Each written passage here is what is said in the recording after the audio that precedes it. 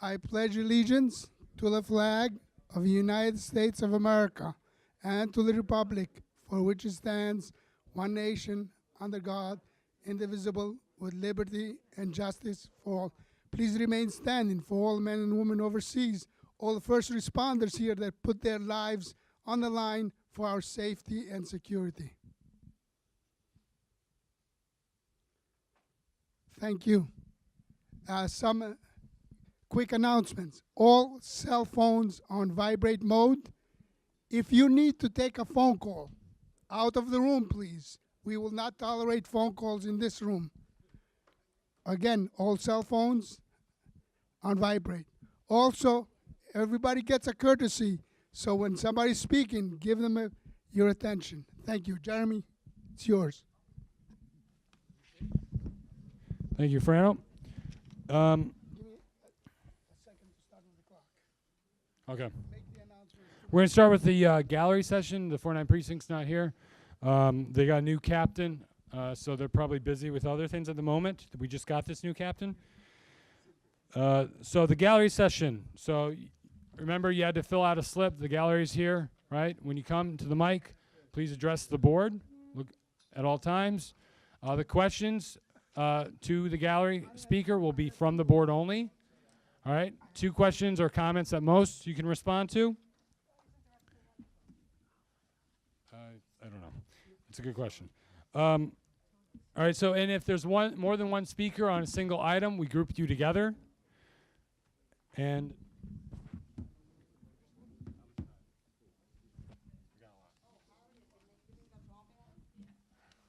so thank you, Harriet. So the actual time predetermined by the chairman here, it's 2 minutes per speaker. And we'll start with the Department of City Planning. Michael, regarding the Bronx North study. Okay. Thank you very much. I just want to make an announcement that we're continuing the Bronx Metro North Station Area Study. This is related to the 4 new planned Metro North stations in the Bronx. On December 11th, in this very room from 4 to 7 p.m., December 11th is a Tuesday, we will have the Morris Park Station Area Public Workshop. We'd like to encourage not only all the board members to come out, but members of the public to come out. I've left a large stack of flyers for the event in both English and Spanish on the back table. Please pick some up on your way out. This is an opportunity to not only talk about the area near in the station area, so the station will be roughly at Bassett Ave and Morris Park Ave, but to talk about things related to that, about job development, really about how the station itself integrates into the fabric of the community around it. So if you have strong opinions about this area, I strongly encourage you to come out and make them heard at the event. Thank you very much. All right. Any questions? John Musto? You want to know what time it was? He's got it. Anyone else? Okay. Let's go to the New York Public Library. Francis, I believe.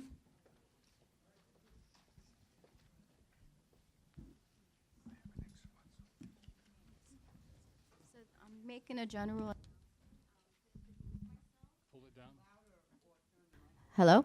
Okay, there we go. Thank you. This is just a general announcement to introduce myself. I currently took in the position as a library manager with the Pelham Parkway Van Ness branch, so I look forward to working with all of you. Any questions? Great. Thank you, Francis. So I want to talk to 2 people, Richard on the side, because I don't know what they're going to come and speak about because they didn't fill out the form fully. It's Richie Kelly and Chris Bacon. So if we can meet over there by the coffee and talk real quick. Maria Matos, regarding the U.S. Census Bureau.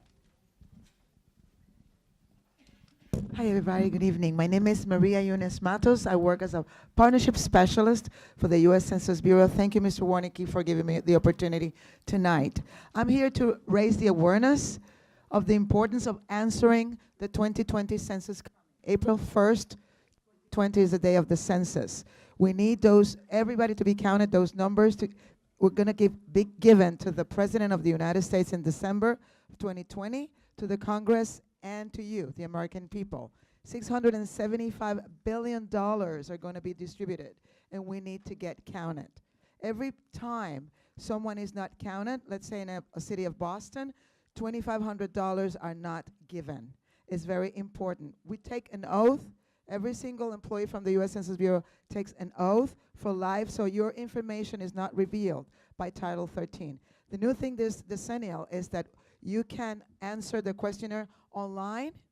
You can also call or answer all the questions and mail it back. If you don't do those things, someone is going to knock on your door. And we're going to continue doing it until we get the right count. The goal is to count everyone once, only once, and in the right place. Thank you so much. Okay, thank you. So then we'll move on to the Bronx Psychiatric Center. Dr. Tyson Boudreau. Good evening, Community Board 11. I'm Tyson Boudreau. I'm the new clinical director of Bronx Psychiatric Center, and I came to introduce myself to you because I know we have a common problem. Sandy Unger, who's a very proactive member of our Board of Visitors, has really reminded Bronx Psychiatric Center of the importance of community engagement and collaboration in working with our homeless population and also working with the severe and persistently mentally ill. We're looking forward to collaborating with your board. We've just recently met with a couple of local legislators, including Mark Jonah and Natalia Fernandez, 49th Precinct, and also Department of Homeless Services and DOT, in taking a look at the homeless and the SMI, severe mentally ill patient population in the Bronx. I look forward to working with you. I'm going to leave a couple of flyers in the back about our hospital facility. We have a 156 inpatient bed unit. We close, yeah.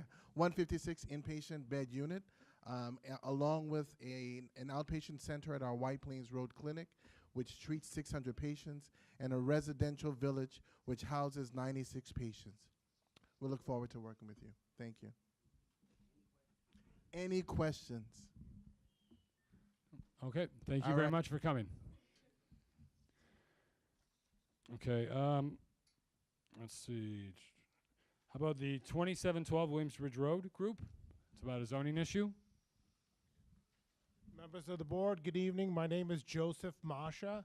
My wife and my three brother-in-laws are the four members of the ownership entity of the property located at 2712 Williamsbridge Road, and we're obviously here tonight to express our desire for approval of the rezoning application for the property. So, you know, in introducing ourselves to members of the community, we heard a lot of different misconceptions in terms of who we are. All four of us, including my wife, grew up in the Bronx. We went to St. Lucy's Parish, St. Lucy's School. I went to high school in the Bronx. My brother-in-laws have a family-owned construction business which operates and has operated from that site since the early 1980s. My father-in-law, their father-in-law started the construction business, and we intend to continue to run our construction business out of the commercial space of the proposed building that we're going to put there. We are not going to be absentee landlords. We're not going to get property managers to come in and manage a property. They're going to be manning their offices 5 days a week at a minimum, so they're going to be within this building at a minimum of 5 days a week. We met with the Bronx Borough President's Office, and they had some comments with respect to the project. Originally, we had conceived 35 units, and we reduced that number to 32 units, and we're proposing 16 parking spaces within the building, which is enough for 50% of the units within the building. And so we listened to the Bronx Borough President's Office. There's going to be a mix of 3 bedrooms, 2 bedrooms, and 1 bedrooms. There's no single room occupancies, and this is going to be market rate rents or market rate tenants that we're looking to attract for the building. So hopefully you'll support the application. Thank you. So we have a question from Sandra Unger. Please speak into the mic. Mike. So remember the recording is only going to pick up what you say on the mic. It won't pick up well on.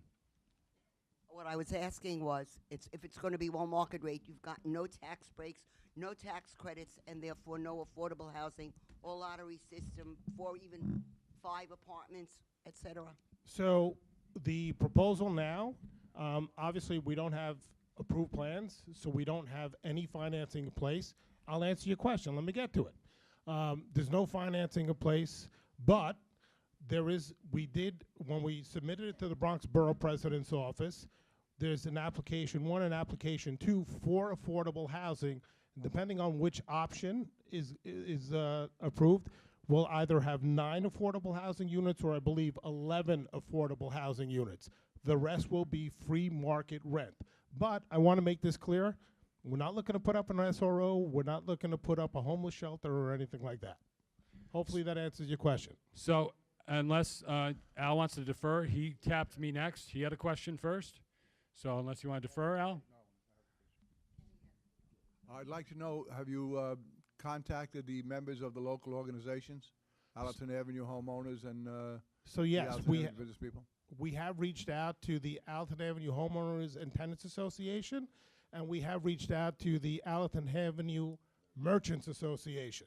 We told them what we were looking to do. We invited them down to the property. Some of them did come down to the property, and we let them know who we are, where we come from, and what we intend to do. And what was their reaction? I can't speak for them, but I think that the Homeowners Association would be in favor of it. So unless the board wants to suspend the 2 limit, we're at the limit. We are going to vote on this under land use. I move to suspend and then allow more questions because this is an important issue. So that's a motion, I take it. That's seconded by Al D'Angelo. All in favor? Aye. Any against? Any abstentions? Marcy abstains. Who's next? Kenny was next. Ken Gelnick. Hi, good afternoon. My name is Ken Gelnick. I'm the chair of the Land Use Committee, and we've met before, and we actually had the meeting. What I would like to know is, number one, it's not, what you are planning to do is not just approval for a building, but it's for a rezoning, correct? I don't know if you I can turned you off by accident, sorry. That's absolutely correct. It is a rezoning application. We didn't go for a variance, and we have counsel here. If you want to ask about a variance, counsel could respond to the variance questions. My understanding when you appeared before our committee is that you did. I'm kidding. Can I have a few questions because it's would you rather save it for? Yes. My understanding is when you appeared before our committee is that you would not have gotten a variance for a single building. Is that correct? That's what your counsel indicated also.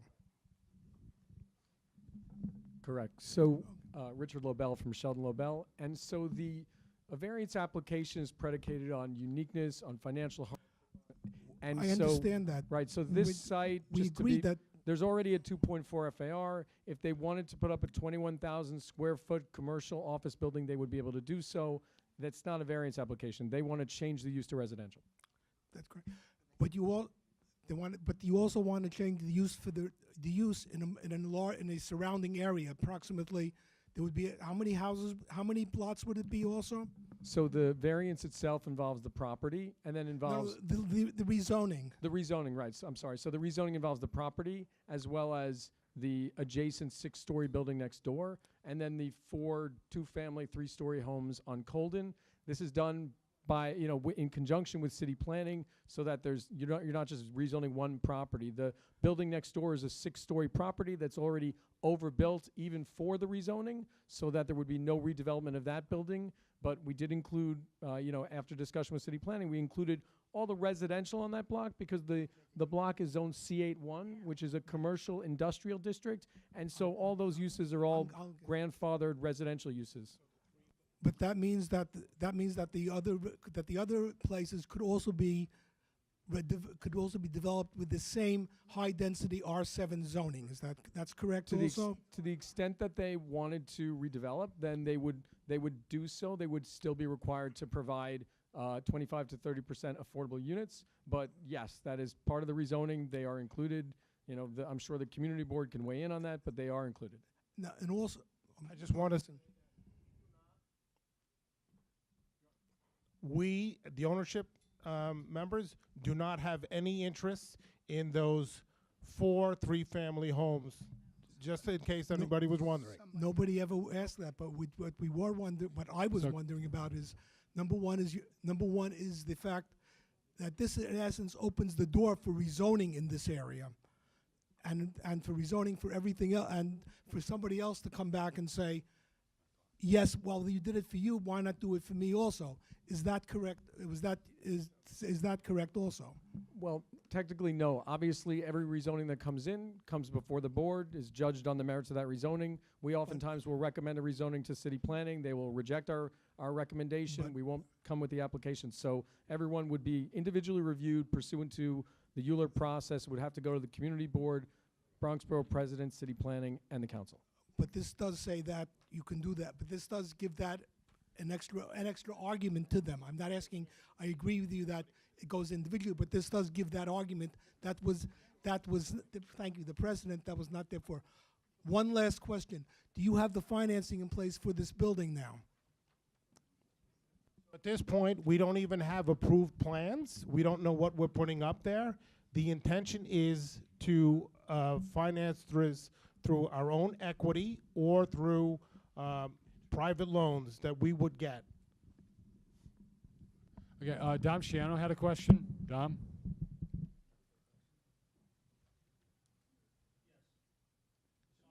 Oh, no, it is. Sorry, wrong one. I'm under the impression that this is going to be a 9-story building. It would be a 9-story building. It would go to a height of approximately 93 feet, adjacent to the, you may know that. Is there 6-story anything building. in that area that's anywhere near that height? Well, just by way of background, the reason that city planning, upon consultation, chose that district in R7A is because the floor area ratio, what's permitted to be built, is under an R7A is a 4.6. The 6-story building next door, which would be included in this rezoning, because we want to make that a conforming use and bulk, is actually an FAR of 5.4. So the zoning district that was chosen was an R7A. It is currently designed as a 93-foot building with 9 stories. That's part of the zoning district. So the entire area that you're talking about, if somebody else should come in, they would be able to knock down whatever's there and build the same thing that you have. So you're talking about really, or something higher than you're that. talking really about 3 sites. You're talking about our site, which we would be developed. You're talking about the adjacent 6-story building, which would not be redeveloped because it's already built higher than even the proposed rezoning. It's overbuilt for even the R7A. And then you're talking about 4 lots on Colden, which, yes, they would be able to be rebuilt. But the 6-story cannot be rebuilt? The 6-story is already built over the permitted floor area for an R7A. So if they demolish, Yeah, but if you change it, then if they demolished under the new zoning, they would have to put up a smaller building. Presumably, they would not do so. So, Al D'Angelo, you had a question? Yeah, Joe Menta from Allerton Avenue. What are your feelings, Allerton Avenue's feelings on? So Allerton Avenue has the issue's been brought up. We've discussed it. The board talked about it. The executive board talked about it. The Allerton Avenue doesn't have an issue with the changing of the rezone. Okay, any other questions? Estella? Just want to clarify. So where I live, it's all 3 families. It's all residential. So they just recently sold the house next door. If someone wanted to come in and take out that 3-family house and put up a building there, they would be able to do that with this rezoning? No, it's a few blocks away. Right. So the answer is no. It's just within the limited 6 sites that are included in the rezoning. Marcy Gross, microphone, please, microphone.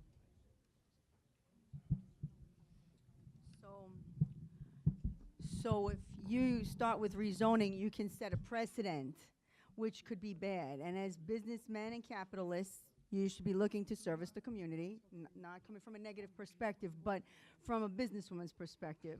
So you could build a parking lot or office structure or mini mall or whatever it takes to keep people going, but we are oversaturated and overpopulated in that area and the surrounding neighborhoods. And I know you've done your research, but the more I hear, the reason I abstained is because I needed to hear more. So right now, my vote's going to no rezoning.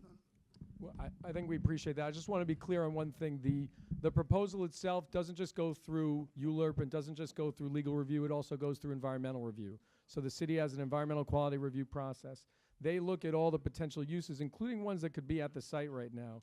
And so what did the property receiver receive? What's called a negative declaration, which means that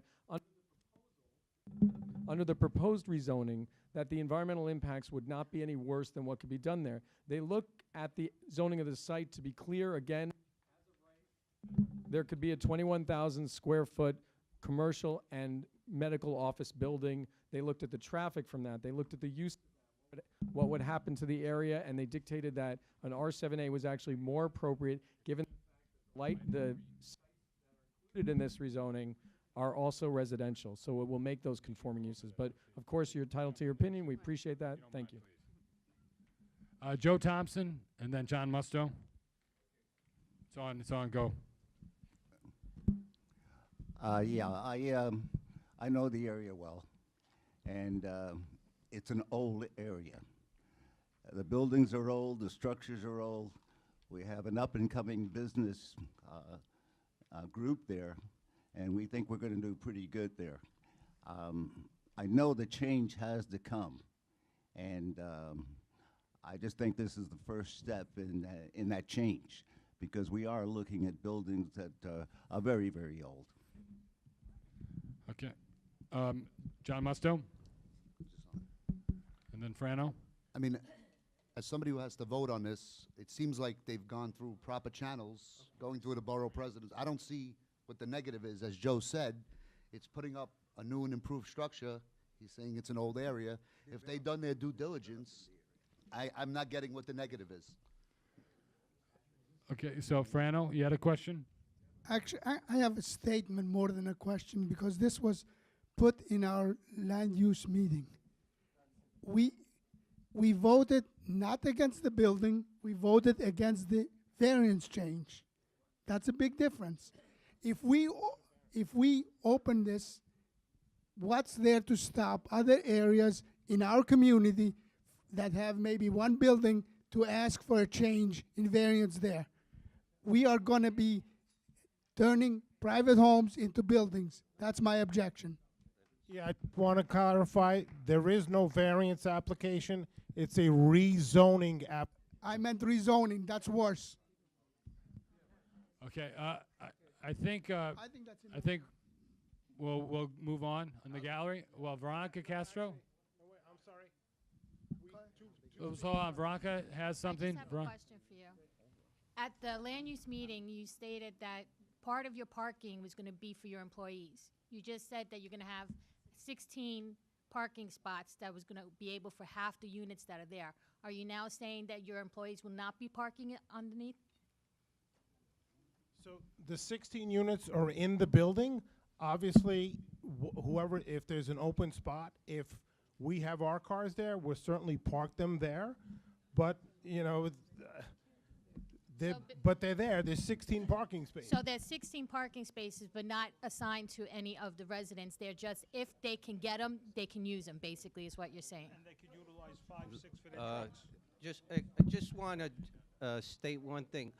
In reality, we weren't, what do you call it, required to provide any parking spaces. After meeting with the Bronx Borough President, Ganaj, everyone, Mr. Vaca, you know, we were told give parking spaces. We provided 16 parking spaces. You know, like we're going above and beyond. You know, people are asking, you know, put a gym on the roof. We put a gym on the roof. You know, so whatever we met, you know, it really, you know, to satisfy everyone. You know, that's what.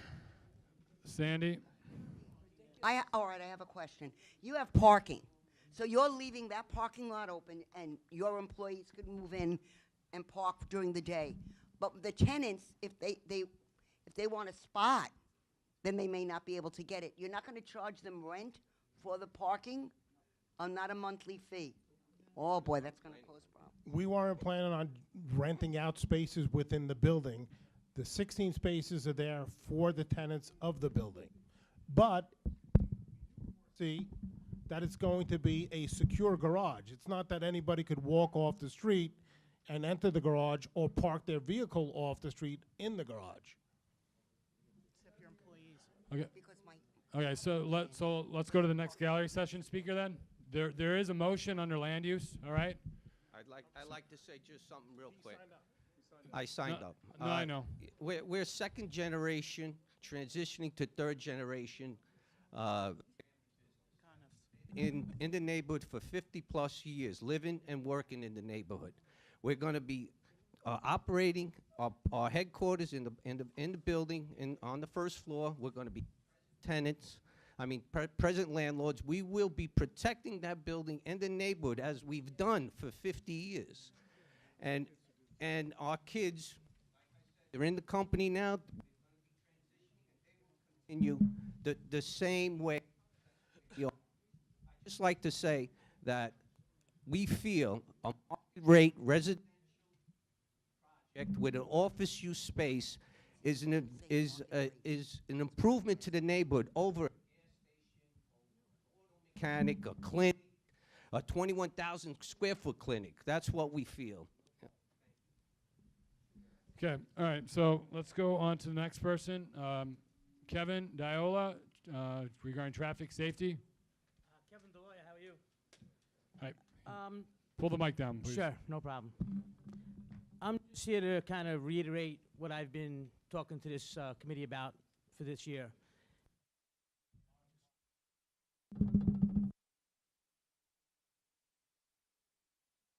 It's not really working so well.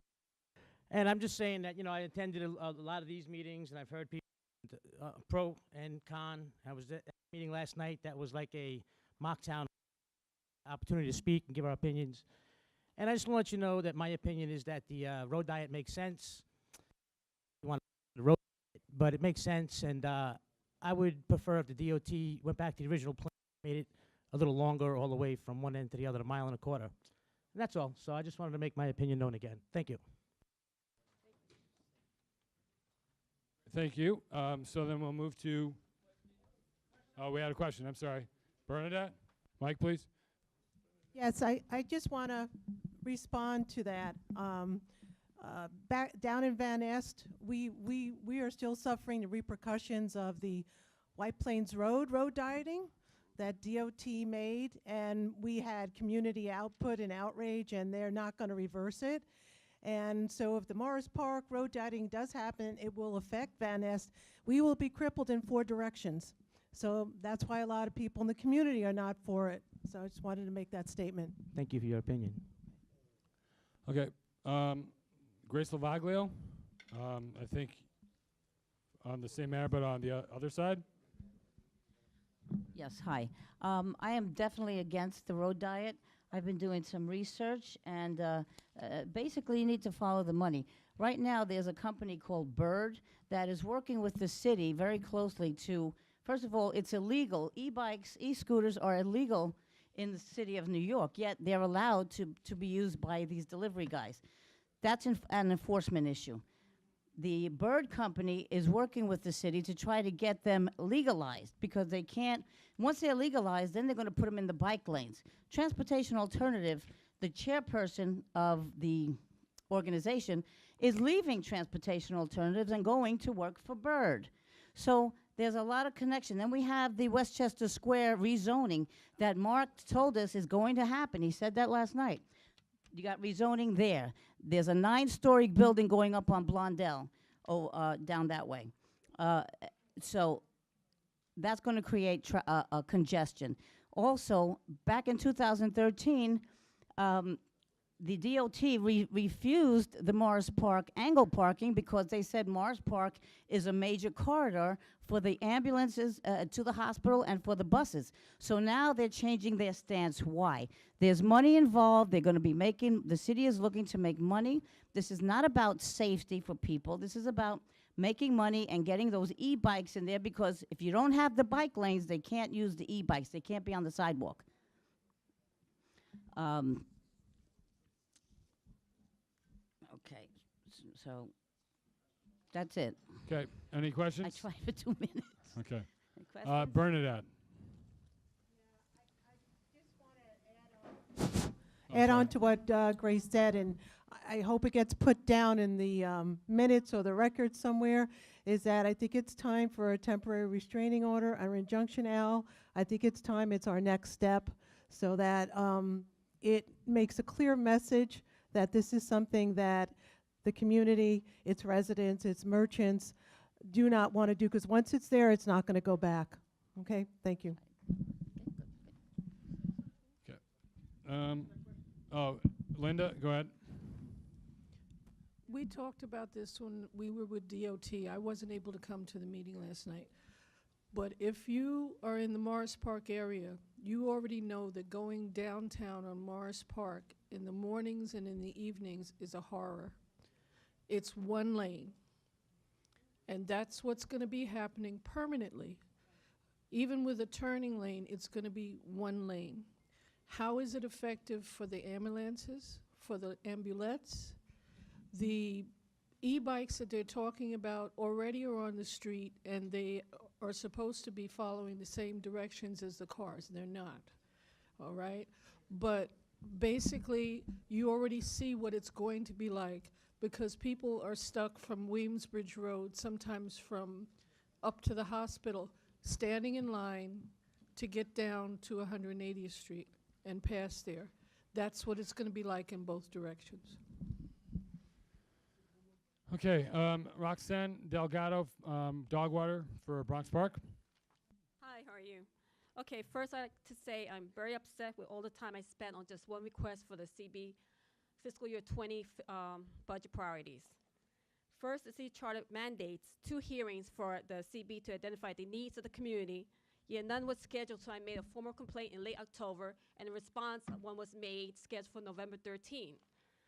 As both the district manager and the chair suggest I submitted my request before the scheduled meeting, but yet my request was ignored, not addressed, for different reasons. One was that the budget committee chair was not feeling well. Second reason was that the budget priority was not really paid any mind or attention by City Hall. Yeah, my one request is being treated differently, with just requests of petitioning, now just a vote by the full board, which is unheard of for any request to be put on the CB priority, budget priority by the committee of the budget. The CB only had 2 Parks Committee meeting all year round. Friends of Pelham Park had a monthly cleanup and tabling since June of last year. Many of our volunteers support this request. Based on resources received by the dog run forums held by Parks Department, not only is this request something that will beautify the neighborhood, it's a necessity, because without this source, there's an outbreak of influenza, canine influenza. It happens in other dog runs that are older, that didn't have the water source to keep it clean. Last thing, I feel that this is a pattern of discrimination, that when you're not in the inner circle of community board, you consider an outcast. Your needs are not considered. I identify the needs because I'm out there every month in Pelham Park, and I speak to my neighbors who have dogs and who support my request. Second, I know community boards, which I won't name their names, who abuse their powers, who have made false complaints about their neighbors, DOH, and I could forward that to the board president because I have screenshots of those complaints. All right, so Al. Excuse me.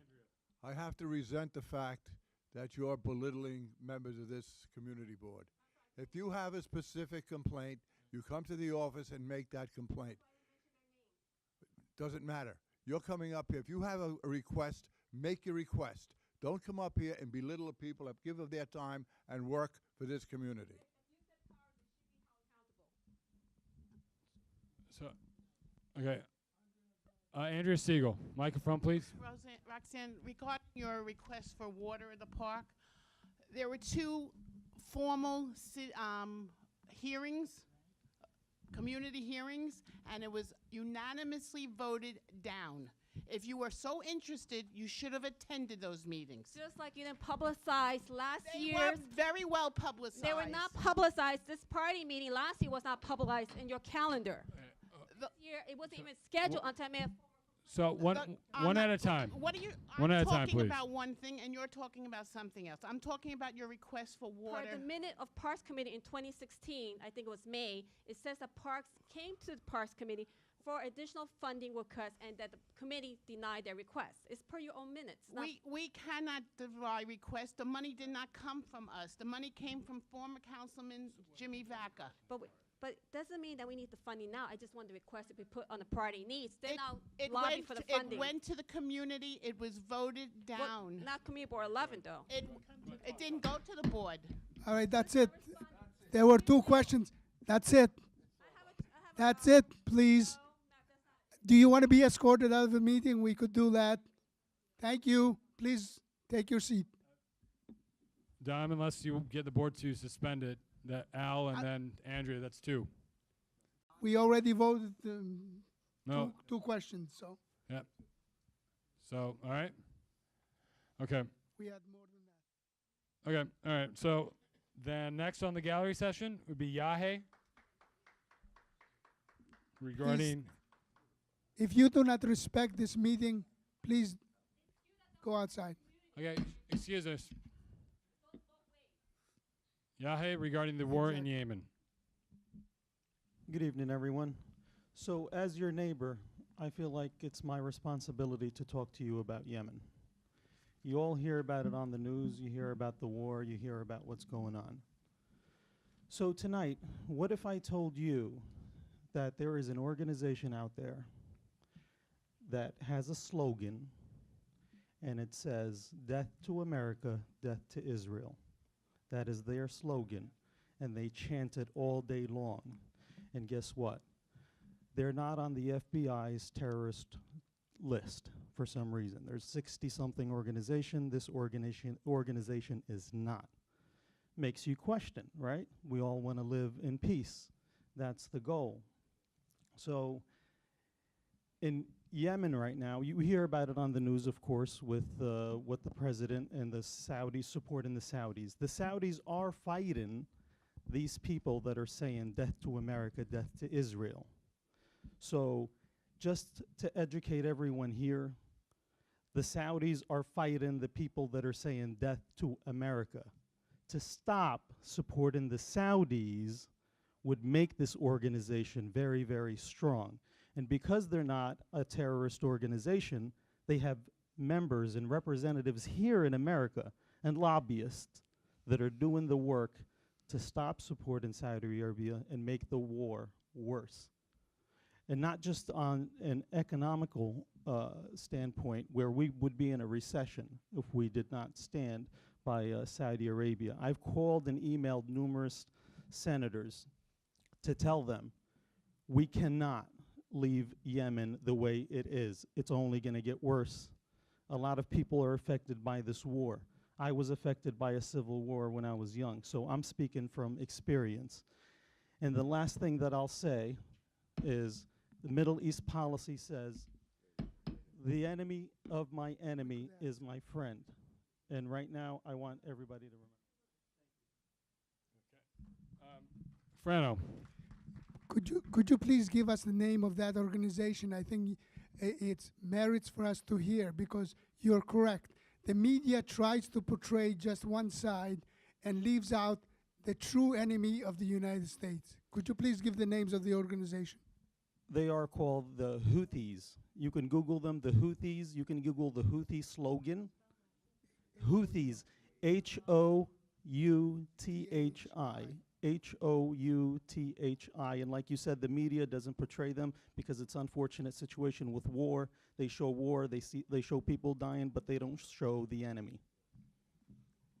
Since nobody else has a question, I have another statement actually, because I do try to get in as much information. These Houthis, aren't they actually supported by the regime of the Ayatollahs in Iran that are constantly after the U.S.? That's correct. The largest sponsor of terrorism is who? Iran. Who supports the Houthis? Who funds them? Iranians. They're both Shiites, and they're supported by Iran. They get their weapons, they get everything from Iran. So if we lose Yemen, that is another Iran that we have. Thank you, Yahe. Just the U.S. Census Bureau forgot to announce this. I have a flyer on how to apply for their jobs. So their website, as well as a phone number. If anyone wants this, I can pass it around. You can come up, take it, whatever. And then last but not least, I'm going to be the last gallery session speaker. So make sure you time me, Frano, please. I will. And Don't worry about it. I'm going to leave the mic on for the 2 questions I probably won't get. You're already into 6 seconds. Up to 30 seconds sign. Hurry up. Thank you, everybody. Thank you, board, for allowing me to speak. So I'm not speaking tonight clearly as your district manager. I'm speaking as a member of the public. For those of you who are aware, I like writing.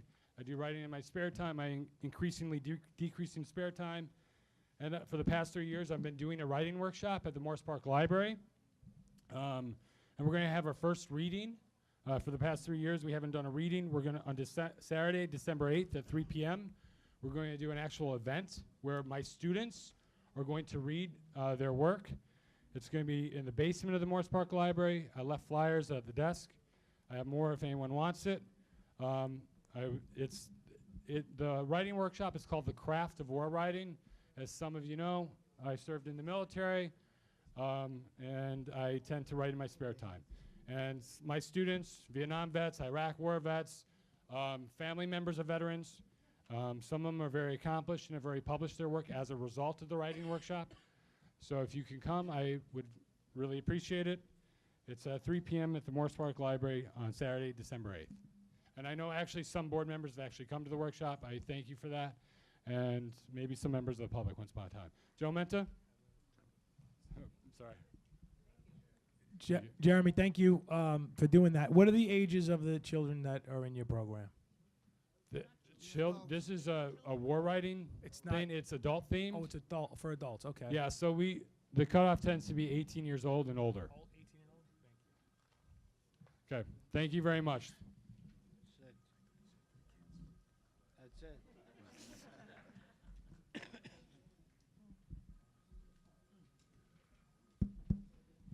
2 questions. I have a question. Is there a fee for this? No. I mean, so the writing workshop is free. It's open to the public. So you don't have to have been in the military to take part of the writing workshop. You just have to have a genuine interest, I would say. I mean, you don't have to have an interest. You can just come and see what it's all about. Unfortunately, this reading might be the last hurrah. Given my personal life, the 2 kids that I now have, and other things going on, again, increasingly decreasing spare time. But if you can come and see what, hear what they've done, I very much appreciate it. Thank you, Joe. Now we're going to move from the gallery, that closes the gallery, to the elected officials. We have Thomas Lucanian from the Borough President's office here. Good evening, everyone. I shared with Jeremy the full report that I'll ask him to share with the board. I'll just mention a couple of items. One would be this past election day, the voters approved term limits for board members. So just to be clear as to what that means is that for your next reappointment round, so the folks that are up for reappointment in 2019 will have now 8 years. After those 8 years, you'll be required, if you are reappointed each of those times, you'll be required to take a 2-year break. In 2020, for those that are up the year after next, you'll start your 8 years at that point. So 2028. 2 years after that, you can reapply. Has no effect on this new round of reappointments that start this coming year. It'll be 8 years from that point. Everybody understand that? Okay, good. Speaking of applications, new board member appointment applications are now on our website. We had to make some changes because of some laws have changed and there's some questions we can no longer ask. So it is now on our website. Reappointment applications will be mailed to each of those that are up for reappointment in early December. And then finally, actually two other things. The sexual harassment training, which I know many of you have already done. For those who have not, it is, the deadline is December the 14th. Please contact Jeremy to make arrangements to go to the office to take the course. If you're by the courthouse, you can come to my office to take it. We are having one final daytime lecture, which is being held on December the 12th, I believe, at 11 o'clock in our offices, if you want to take it as a lecture and not take it as on a computer-based program. And then finally, the borough president's Christmas tree lighting is being held on Thursday, December 6th at the courthouse, and the day before, December 5th, the menorah lighting ceremony is taking place at the Riverdale Y, right? Riverdale Y. Any questions? Thank you, Tom. I know she doesn't want to say anything, but just so you're aware, she's here, Marilyn, from Mark Jonai's office. No. You want to speak now? All right. You lied to me.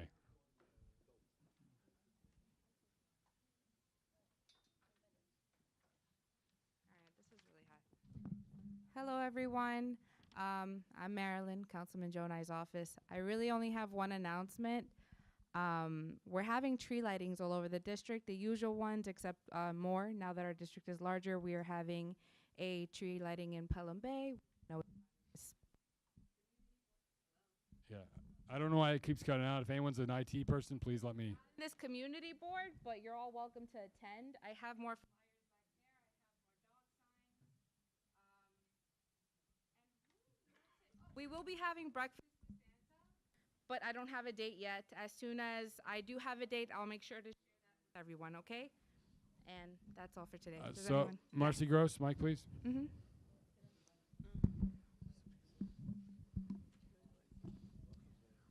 Right. So what about the menorah lighting in Pelham Parkway? Oh, that's right. I'm Thank so you. sorry. Yes, we are doing the menorah lightings. I do not have that flyer. I believe Dylan does. He has the flyers. But we are doing the menorah lightings. I believe the Pelham, we're doing one Monday. Yes, the 5th or the 6th. What yeah. time? I don't have that one on my flyer. I'm sorry. I know we're doing it at Bronx House, at Peace Memorial Plaza, and at White Plains Road and Pelham Parkway North, and at Einstein. I don't know the dates, but I know we are doing all four. On Monday, but You got that wrap okay, on? I'll take no give anyone any incorrect information, but we are doing the lightings. I'm sorry about that. Yes. Mike, please. No, Mike. I'm sorry. Mike. The one with one. But is that us co-hosting it? No, this is just the ones that we're organizing with the elected officials. No, don't worry about it. We'll be there though. Any other questions? Okay. Nope, it's only All two. right. Thank you, everyone. Richie Torres' office, Joe McManus.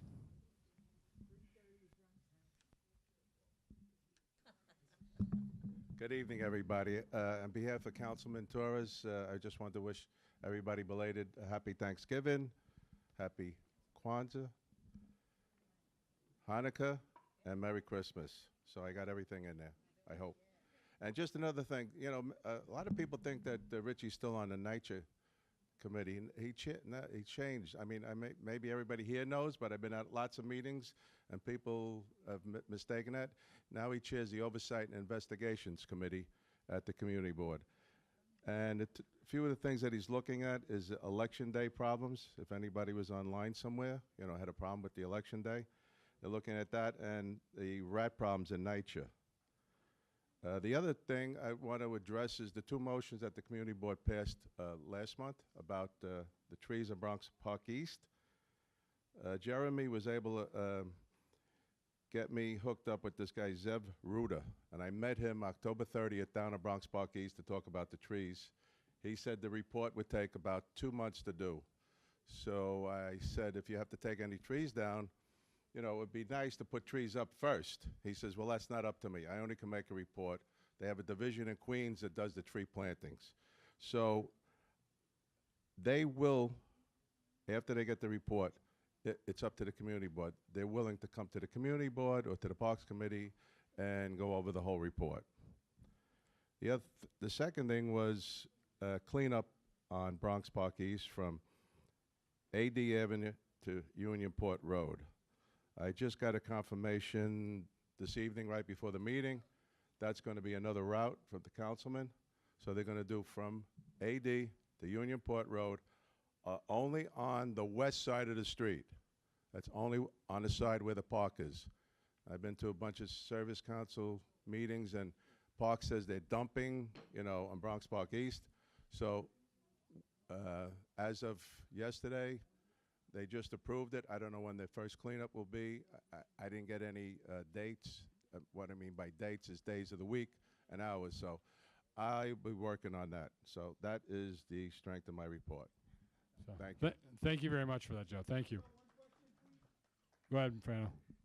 Since Richie has a new, I guess he chairs the new committee, is there any meetings being held on that resignation or forced resignation of that commissioner by the mayor?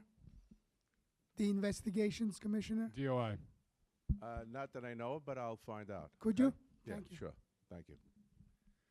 Okay, thank you, Frano. Miguel Rondon from Gustavo Rivera's office.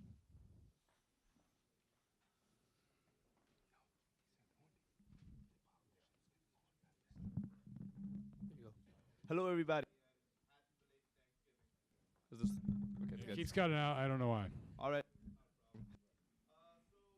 This Thanksgiving, the senator was honored to distribute throughout his district over 500 turkeys to families in need, along with Assembly Member Victor Pichardo. And I'm happy to say that some of those turkeys, thanks to Van Ness, went to community board 11. We're very proud to host a Veteran Thanksgiving celebration with Assembly Member Michael Blake on Tuesday, So, Annual- Miguel, maybe you should hold the mic so when your mouth moves away from it, it cuts out. Is this better? Okay, great. So just to repeat that, we were very proud to host the Veterans Thanksgiving celebration with Assembly Member Michael Blake Tuesday, November 20th. And now we are hosting our annual canned food drive in partnership with Food Bank for New York City and a local church. It's actually in Community Board 5.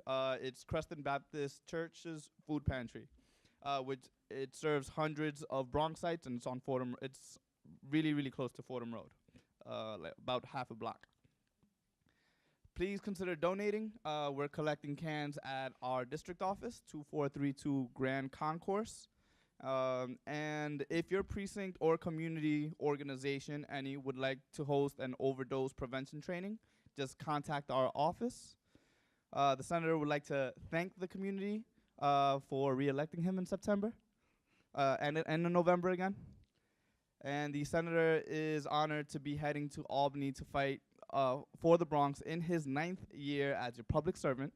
The Senate Democratic Conference is now in the majority with 39 senators out of 63, and that means a lot more resources for the district. Of course, it's time. Time? Okay, thank you. Any questions? Okay. Thank you. Assembly Member Fernandez's office, Dylan Trogny. Did he? Oh, he's still here.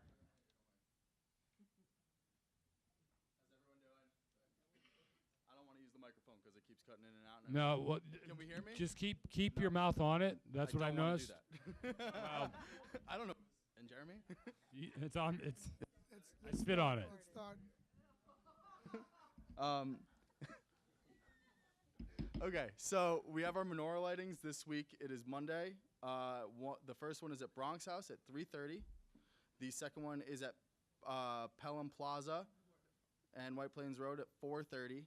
And then the other one is at Einstein Hospital right around the corner over here at 5:30. That is in conjunction with Bronx House, the other local elected officials, and everyone else. We also have our tree lightings coming up On December 4th, we are doing our tree lighting with the local elected officials and the Allerton Merchants Association. That's the Allerton on Boston Plaza. We have on Thursday, December 6th, Rudy Messina Peace Memorial Plaza, where we're doing our tree lighting at 4:30. And we are doing our tree lighting at Loretto Park at 6 p.m. on the same day, December 6th. And then Thursday, that's not right. Wednesday, December 12th, we're doing our other lighting on Pelham Plaza and Pelham Parkway North and White Plains Road at 6 p.m. My final announcement is on January 5th, the Assemblywoman is doing her inauguration and swearing in ceremony. Everyone is invited. We are still working on a location, so next month we will have a location for that, but it will be at 12 o'clock on January 5th. Yes. Any questions? No? No. Could everyone hear me? Yes. Great. Thank you. Didn't cut out on you at all. He likes you. Last but not least, Senator-elect Biaggi's office. We have the Deputy Chief of Staff, Christian Amato, who's also, I believe, a resident of CB11. Yes, I am. Hi, everybody. My name is Christian Amato. I am a 30-year resident of this district, and I am happy to be joining the Senate staff for Senator-elect Alessandra Biaggi. Just wanted to come up and introduce myself and give you a few updates. First of all, happy Thanksgiving to everyone on the community board and everyone here. Happy belated Thanksgiving. We gave away 250 turkeys to NYCHA houses, thanks to partnerships with CWA, Marjorie Velasquez, and Jimmy Vaca. So that was a very successful day. We're currently in the midst of locating a district office, hiring staff, meeting with groups and electeds. If you'd like to meet with the senator, I'm happy to chat with you after this meeting and give you my contact info so we could set that up. We're planning a toy giveaway and a canned food drive. Alessandra celebrated Albanian Independence Day yesterday with Kathy Hochul and the borough president. And today she's at a town hall in Riverdale. We're excited to partner with Natalia Fernandez and Mark Jonai for the tree lightings and menorah lightings coming up. And our in-district inauguration will be at January 6th at the Lovinger Theater at Lehman College at 12 p.m. Yep. Thank you. Okay, so that ends our elected official portion of the meeting. We will move to Al D'Angelo, Chairman's report. I need a motion to approve the October full board minutes. Second. Any discussion on the minutes? All in favor? Opposed? Abstentions? Terrific. The other thing I want to mention is the other night we had a town hall meeting at PS 83. It was well attended considering the weather and the quick way and the way it was put together. Mark Jonai asked the crowd how many were in favor and how many were opposed. Of the crowd of over 100, 5 were opposed, were for it. Everyone else was against it.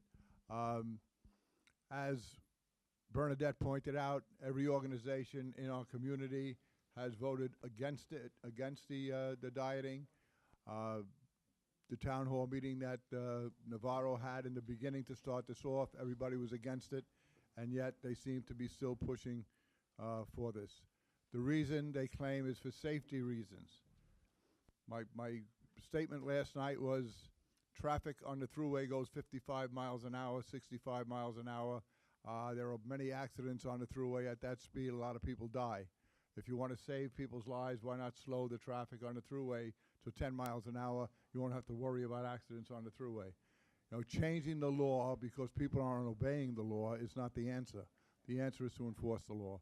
So again, I want to thank the members of the community board that attended last night, those elected officials that attended.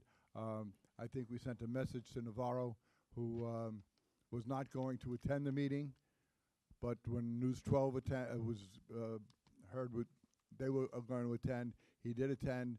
He was asked to sit on the dais. He refused to sit on the dais, so he sat in the audience and just listened to the comments made by the public. So again, we thank all those that attended. The other thing, for the community board members, December 13th is a holiday party at 7 o'clock. Hopefully we'll see everyone there. And the other thing I just want to mention, we are a community board and we work for the community. we are expected to be courteous to the members of the community. Everyone sitting on this dais, on this board, is working for free to help serve their community. You may not agree with them all the time, but you have to give them the credit that they're up here giving of their time and their effort. There is no reason not to be courteous when addressing this board or addressing members of this community association, this community board. Also, as community members and community board members, it is contingent upon us to also treat the public with respect. So I hope that continues in the future. Thank you, Al. Sylvia Mazzella, Treasurer's Report.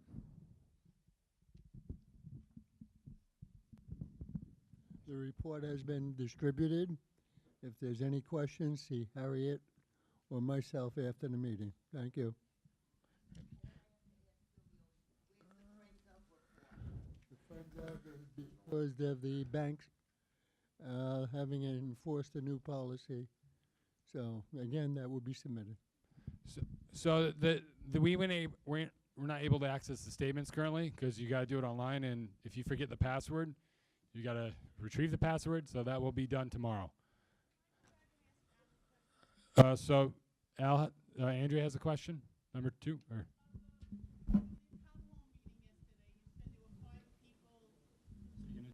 That were no, that were.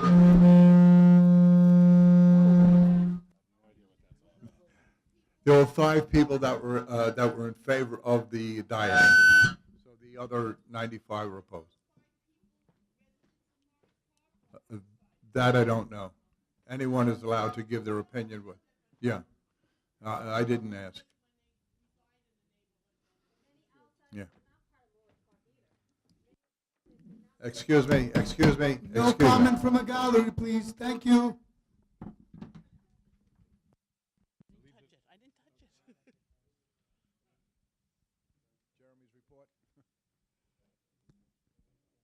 hello, Burnett, you had a question? Yes, I do. Okay. I just wanted to point something out. I understand about the courtesy. It has to go both ways. That's the only way that we get things done. But Roxanne did ask professionally, and it's in the minutes, and her request for the budget hearing was not responded to, which I would be upset if something was important and it was not responded to or basically given a temporary date. So, you know, I think that something as important as that really should be given a date and not just excuses for not happening, Al. So that's the objection was not the question. The objection was the way it was asked and the putting down of board members. okay. I don't agree with that, but I do agree that it needs to be addressed.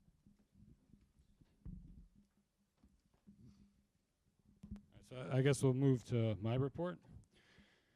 So, so as Tom McCaney mentioned, sexual harassment training for board members. All right, we have, I think about half of you have taken it. I know I spoke to one person earlier about scheduling something. I have been able to let people in on Saturdays, but that's really limited at this point now. So unfortunately, I'm going to name names of people who need to schedule something. No, all right. Tom says don't do that. Don't shame you. So if you have not taken the training, or if you have not already taken the training because you work for the city, if you work for the state, you work for the federal government, anything. Yes, can I finish, please? Excuse me. If you work for the city, it's fine if you did the training elsewhere. If you work for any other organization, it's not fine. It has to be the city, right? That's what I was getting at. All right, so I got a list of you. All right, I'll check it twice. You know, who's naughty and nice. All right, sign-in book at the office. I talked about this at the leadership committee meeting. If you come and visit the office, I need you to sign in. I know I don't always do it. I don't always sign you in. If you're visiting the office like during the day, if you're coming for a committee meeting, you sign the sign-in sheet for the committee meeting. But if you're coming in during the day, you're just dropping off something, please do me a favor, sign in. We had recently, October 29th to be exact, the board member came in. They dropped off an application, a Yankee Award application. It got misplaced. But if I know when you came in, I can look at the camera and see what happened, try to rectify the situation going forward. So the one way we will rectify the situation going forward is when you come in, because I had to sit and look through the tape when that person thought they came in. But they didn't sign the book, so I didn't know exactly when they came in. So it took me a little hunting, but we did find it. So please sign in when you come in to visit the office. And not just that, if you give us a document, have us make a copy, all right? Or keep the original, and we keep the copy, or you keep the copy, one of the things. This is a really good policy. Some people don't understand it. When I used to work for Councilmember Vaca, they'd give me original pictures, and I said, no, you need to keep that, because if you've ever seen my desk, you will know why. It will disappear, and I'm sorry, it's going to disappear, and then somebody's going to throw it out. Not necessarily me.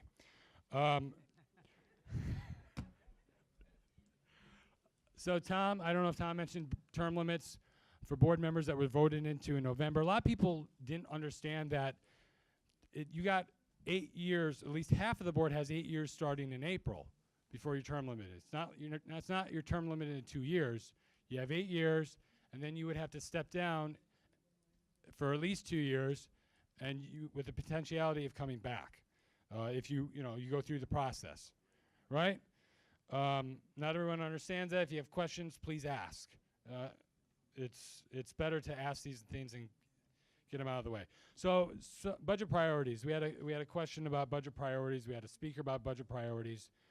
I mean, I think Al said about the way it's presented. I think it's also, I don't see there was any support from the Parks Department. Or not Parks Department, from the Parks Committee, the people who showed up for the public hearings, whether it's our public hearing that, yes, we were late in scheduling, or the one in 2016 that is held by the Parks Department. So as a result, Dr. Patel, as some of you know, is out sick. So he said, Jeremy, do what you want in terms of, inform the board of your suggestions. What I said to the leadership committee meeting 2 weeks ago was I recommend we cut one, because to my knowledge, Pelham Parkway from Stillwell Avenue to the Hutch was fixed by the Stillwell Avenue Bridge. They fixed that finally, so I recommended cutting that. And then I updated the request from the New York Public Library. Other than that, I think we just let it go as it was last year. So unless anybody has any objections to that, Bernadette? Did you include, like, each year a community center for the Van Ness community?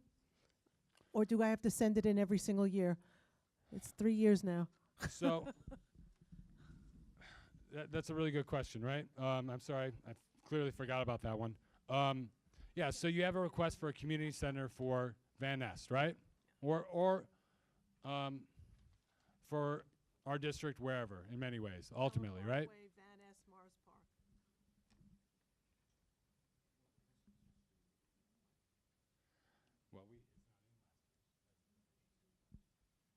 Well, yeah, at some point, Bernadette did submit it to us.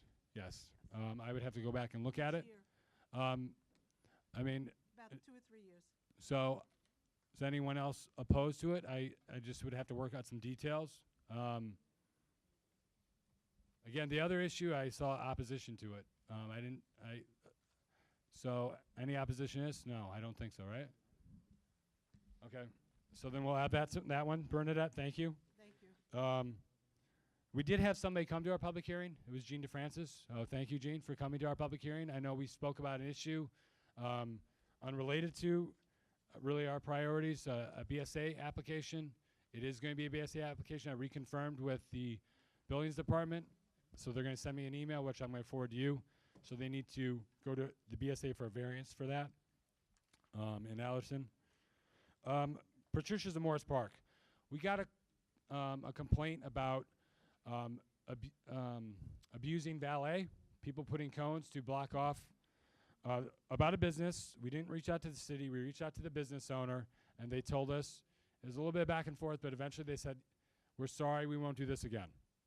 So if you have any complaints, we try to reach out to give the business the courtesy of reaching out to them first, unless it's an egregious repeat offender. That's what happened with Patricia's. It's not on the agenda, but it's important because it came up at the full board meeting last month, Pelham Parkway. I know a board member said, we have it on tape, that they said they would redo the south side. DOT asked to have a meeting with us. They want to try to rectify the situation. John Fratta is going to set that up. So once I have an update on that, I will let the board know. And then, last but not least, I'm pretty sure I emailed the board. We have a new intern. Her name's Jan. She speaks Spanish. She's great to deal with. And if you know anyone else, we've had board members in the past, their children have come to help out in the office. It's a great on-the-job learning experience as well as other things. So unless there's anything else, let me conclude my report and move on to Rabbi Fuchs. Microphone, please.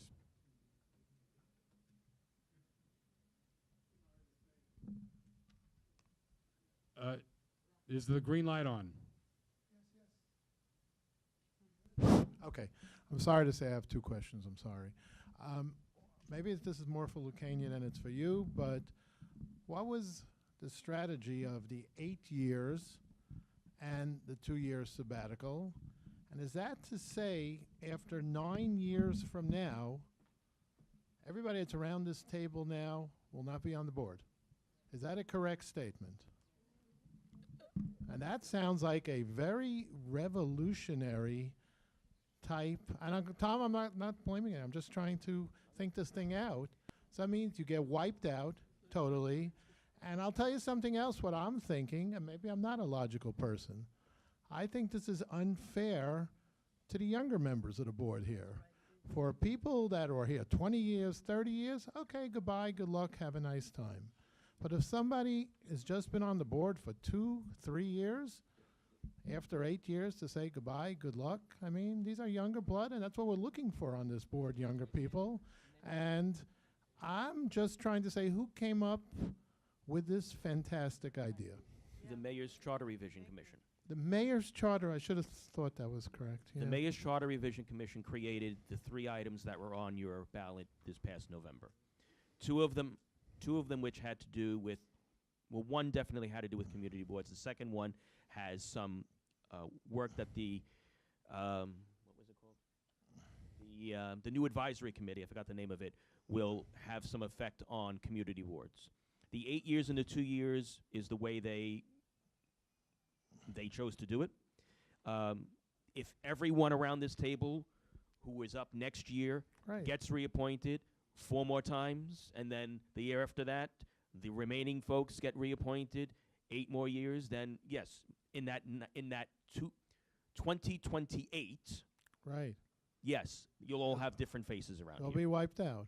Wow. But in the interim, but also just to be clear, there are, just for instance, there are openings right now. I understand. So there will be some but I'm talking changeover. about around this table. Right, around but this there will table. be some changeover, even from the folks that are on the board now, who may not, who may move, who other things may happen, and so there will be some changeover even within those 8 years.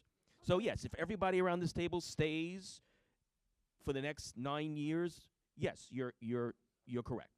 Okay, I don't know if it's a good thing, bad thing. It just sounds. Okay, now second question is for Jeremy. Okay, I'm sorry on this one, but this was actually very comical. So good old White Plains Road in Boston with all the cars and everything backed up.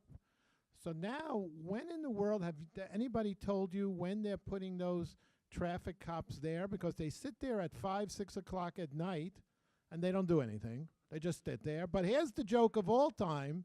You didn't see them the whole week, but the day after Thanksgiving, that day when there was no cars there, in the morning, they were sitting there. Who is directing this? So it's the PD. I mean, look, it's traffic enforcement's its own agency now, right? But we got to reach out to the PD. Now this is more likely rush hour traffic, unrelated, even though they are doing some work, right? I know we got complaints recently about them doing they started work at 7 a.m. for during rush hour. the complaint was, you know, can you hold off an hour or something? And they said if they do that, it's really going to significantly delay the project. I know this is not exactly about traffic agents, but we can look into it, right? I can look into it. I know the liaison who was here last month, whatever complaints you give him, he physically goes there and tries to straighten it out to his best of his ability. So let's talk more about it. Okay, Jeremy, it's All just getting worse and worse here. That's all I have to say. Thank I you. know. Thank you. All right. So, leadership, calendar.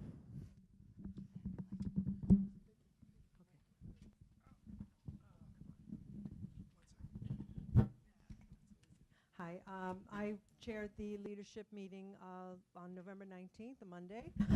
Basically, in addition to what Jeremy spoke about on our agenda, we approved minutes for last meeting and approved the agenda for this meeting. And we also approved the calendars for December and January. Okay, everybody have a wonderful holiday. Okay, thank you. So, economic development, Dom Shiano. Yeah, we have two establishments that applied for licenses. The first one is Maestro's. It's a renewal of wine, beer, liquor, a complete license. Is there any discussion? I'd like to make a motion. We send a letter of no objection. Okay, it was already voted on by committee. Okay, any discussion? Any discussion? And another thing is we had the precinct and they had no problem. All those in favor? Any opposition? Any abstention? Yeah, hey. One abstention. That passes. Second one was a latecomer. This is a new license on White Plains Road for a taco establishment. It is not a full liquor license. It's only wine, beer, and cider, which I'm guessing it's probably only going to be beer, but it's a license that has to be combined, wine, beer, and cider. We checked with the precinct. Precinct researched it as best they could. They did not have a problem with it. This is a totally new establishment. We'd like to send a letter of no objection. I'd like to make a motion. We send a letter of no objection. Second by Veronica. Any discussion? All those in favor? Anybody opposed? Any abstentions? Joe Thompson and yeah, hey. Joe with cause. That passes. That's it. Our next meeting is going to be the first Thursday in January, which is January 3rd. Everybody happy and healthy holiday. Stay well, stay safe. Try not to eat too much around the holidays. Land Use Committee, Ken Gelnick.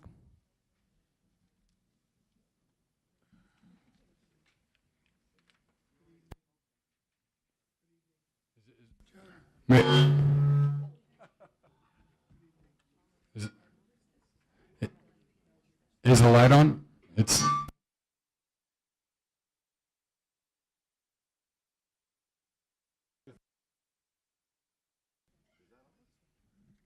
Hold on. This one working? Yes. Good evening. We've spoken a little bit about this. I had a letter that was sent. I don't know why it didn't make it into the report. At least my packet doesn't have it. But I don't know. You sent some when. When did you? In any event, the Land Use Committee had held a hearing at which time the applicant came. There were also some community board members. You've already heard a little bit about it, and what I would like to do is basically say why the Land Use Committee, the members of the Land Use Committee voted against that. What we are concerned about, two or three things. Number one, our first concern is that this establishes a precedent for in a sense a rolling rezoning, because you're gonna get somewhere else on Boston Road, on this whole corridor that's gonna keep on doing it. Then it's gonna move in slightly and then it's move out of Boston Road to rezone. Number two, this is a rezoning, not a variance. That means they don't have to. That means once this is done, they can build any type of building. Not only them, but anybody who's on the rest of the rezoned area can build any type of building that fits into this, that fits into an R7A zone, which basically allows a 9-story apartment building. Number three, there is no guarantee that this building will be built as it's presented. They are not limited in it. This is what I believe they're in good faith that this is exactly what they want to do, but they're not limited by that, and they don't have to do it. And number three, this building, this little bit over here is out of context with the rest of the zone corridor, which is this is the part of the Boston Road commercial zone corridor. You're now taking that out of that commercial zone and making it into a residential zone. We're losing gas stations. We're losing other important parts of the infrastructure. Mechanic shops are closing down. Again, this is why the land use committee recommended that the rezoning that the community board send a letter of recommending disapproval to the city planning commission. Thank you. So, there's a motion. Who wants a second? I'll take a motion. That Oral seconded. So discussion. I just want to I just want to make sure Allison Avenue, you have no problem with this. Okay. Just for clarification, Allerton International Merchants, while not necessarily opposed to the building, is opposed to the rezoning. Lisa, you have a question? Mike? Hi, I just wanted some clarification on this R7 rezoning, because you said that you are concerned that they can build whatever they want, but then you also said it in R7, right? So what do you mean by within R7? Like, what are the options? What are you nervous about them possibly building other than what they're stating that they're going to build?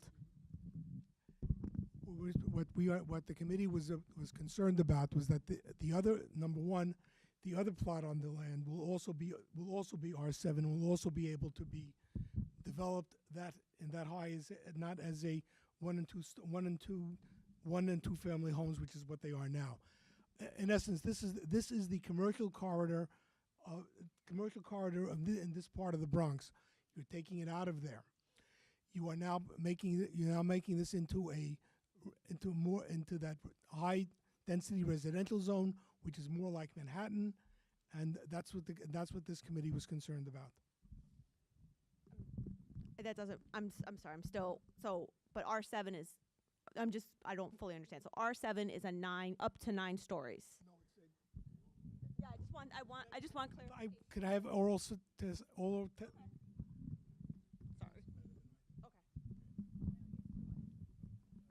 I'm an architect, so I'll go through it. It's a so imagine tall. Can you hear me? Can you hear me now? Okay, and an R7 quality, R7A is a contextual quality housing type of building. It's an apartment building that can go up from 7 stories to 9 stories. And if you imagine the buildings in Prospect Park South, are you familiar with that area? Or are you familiar with Ocean Parkway in Brooklyn? Those apartment buildings, no? Are you familiar with Jackson Heights in Queens? Okay. So Grand Concourse? Grand Concourse? Those are similar to that. So what's happening is you're looking at putting these taller buildings in an area that has smaller shops, right? So that's one building that's going to go up, right? So once you open up that can of worm, so now the next developer, which will happen, so there are several houses next to that are smaller. You can actually a developer can come along and buy those homes and build another story high apartment building next to it. And then so then that can continue on through the whole neighborhood. So you're looking at bringing in, I don't know, how many apartment buildings are there? 30, 35? How many apartment units? Huh? You went down to 32, so now you have 32 apartment units, 32 more cars, or twice as much. So you imagine now that entire building, that entire area is getting a lot more people, a lot more cars, a lot more issues with parking. So the issue is that a right? Is that a right? Is that a good type of zoning for that block, where you have taller buildings around smaller apartment buildings, and then in the future, now you can start building these taller buildings, right? Because once we pass it here, now we have to say why. Now I come along 10 years later and say I want to build that same thing too. Why did you say yes to them and no to me? So that begins an argument. So the idea is that we don't want that to happen in our neighborhood right now. It may happen in the future. I can't predict the future, but right now it doesn't make sense for that neighborhood. The neighborhood cannot handle the amount of cars in that neighborhood and the garbage, whatever's going on in there. You can't. I think they can go to a different zoning, like an R5, but the R7A gives them the maximum height that they can build in that area. So that's what's happening. Do you understand a little bit? Okay. Joe. Now, as I said before, we can't stop the future. Right. Number two, I don't know any place in our community that parking is not a problem. Parking is a problem in every community we have. So the idea is this, that we are building, and we are building for the future, that these smaller homes will eventually disappear, and they're going to be replaced. And they have to be replaced anyway because they're very old. And we also have, we're building this in a commercial corridor. Now, the more people you have that live in this corridor, the more successful our commercial corridor is going to be. And the old saying is that as the commercial sector goes, so goes the neighborhood. If you have a bad, poorly run commercial sector, you usually have a pretty bad neighborhood. So this is an indication. We have to look at the future. Nobody is going to tear down a small home, a one-family home or two-family home, to build another one-family home or two-family home, because it just doesn't pay. This is how we look at it, and everybody has their own opinion about it. But being part of a commercial area that has many, many, many multiple dwelling homes, I understand it, and that's my opinion.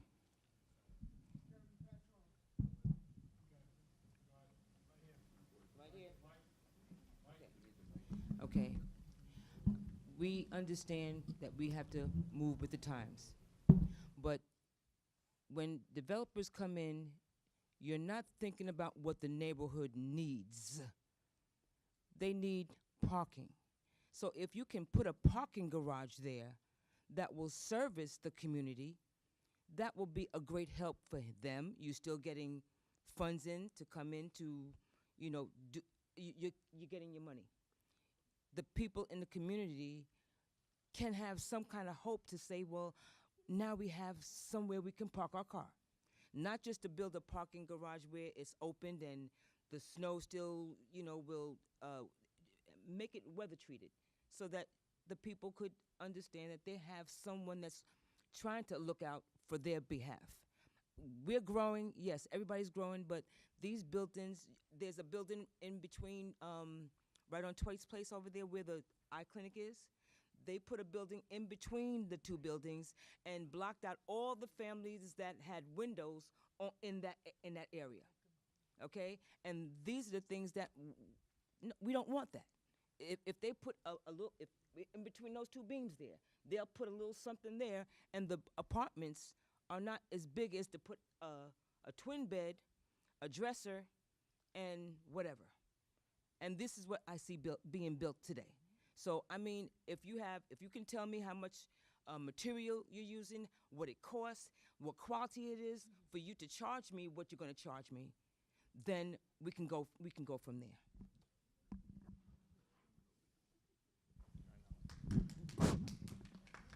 So I have to echo Joe's words, and we've toiled about this for quite some time. I know it's a very sensitive subject for many of my friends here in the room, and the future is coming, okay? I've seen the master plans for Stillwell Avenue. It's coming. I've seen the 911 building come up. I look right outside my front door, and I look at it every day. I look at the equestrian every day. I walk past there, and I see how many parking spots they have. It's coming no matter what. These gentlemen have been here for a very, very, very long time. They want to work with the community. You can't stop progress. Progress is going to happen. They want to work with us. At least we have people here that are looking us in the eye that we can go to and say, hey, we have an issue with something. We need you guys to make it right. And you're going to make it right, if we have any issues. So the progress is coming. It's not going away. I know you cannot please everybody on this issue. It's sensitive, particularly because of parking. But this is how the Alton Avenue feels, and that's how I'd like to leave it at it. I move for a vote, please. I'd like to say a few things. Okay. This is a family that's been here for over 60 years. And they're developers that are from the Bronx. It's not a developer coming in from outside. They know the neighborhood really well. Without the rezoning, that area will probably be auto-related. In my opinion, this development would enhance the property value of the nearby properties. I would like to, if this does happen, I would like local residents to get first dibs at the property. Recommended changes were made, and they've complied with those changes. It seems to me that they've done everything they've been asked to do. They're following the process. And in my opinion, residential and office use is far better than an auto use. This will help the Bronx grow in a more healthier way. Finally, these owners are reinvesting in the neighborhood where they grew up at. And I think that's a good thing. Okay, so the motion was by Ken. It was motion to recommend disapproval of 2712 Williamsbridge Road's ULURP application. And the motion was seconded by Oral. All in favor? Oh, yeah, it is ULURP. I'm sorry. Let's do a roll call. Albert D'Angelo? Okay, so if you don't think the application should go through, if you want to recommend city plan, if you don't think the application should go through, you vote yes. Yes. No. You're recommending disapproval. So yes means no.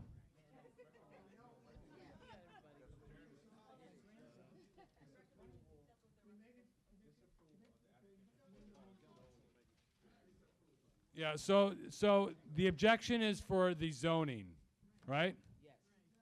Yes. We're objecting to we disapprove we recommend disapproval based on the zoning. Well, I'm sorry, I was doing. So Ken, you want to clarify? Let's let the person who made the motion clarify, please. Let's try to reword it a little bit. The motion is that the board recommend disapproval. A yes vote means you're recommending disapproval. A no vote means does not mean anything else, or means that we're not voting on if we want to disapprove it, we will need, if you want to approve it, we will need a second motion.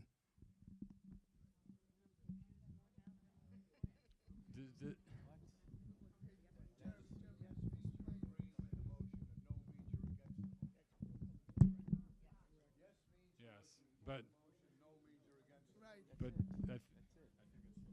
Al, that was a very good pointing. Yes means you're with the motion. No means you're against the motion. No. I think with that, though, unfortunately, people get confused with yes meaning yes with the application. Okay. Somebody come up with a better way of doing it. Okay. No means you're against the motion. Right, Yes that's means all. you approve of the motion. Yes, that's it. So the motion is to disapprove. Do you want to disapprove or not? Yes or no? Right. The rezoning. Rezoning, Joe. So are you? Okay.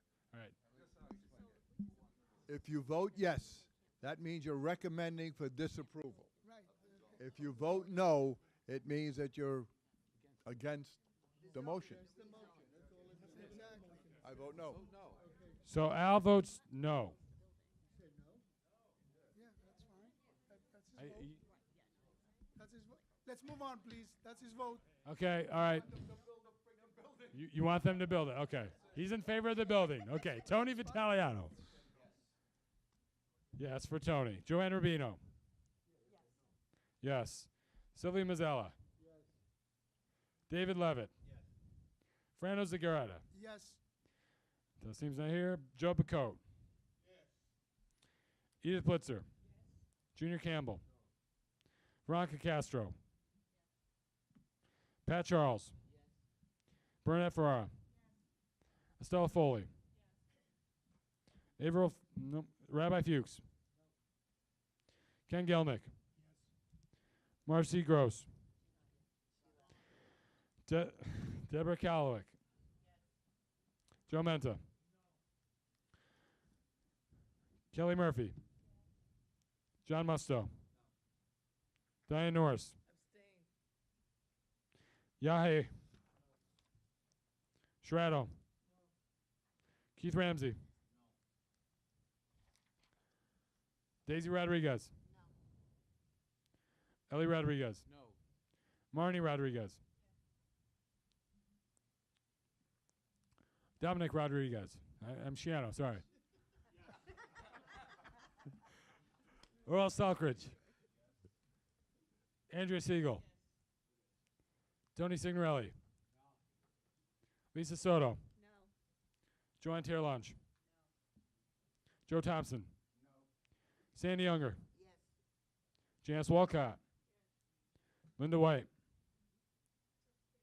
Abstain. Okay, give me a minute.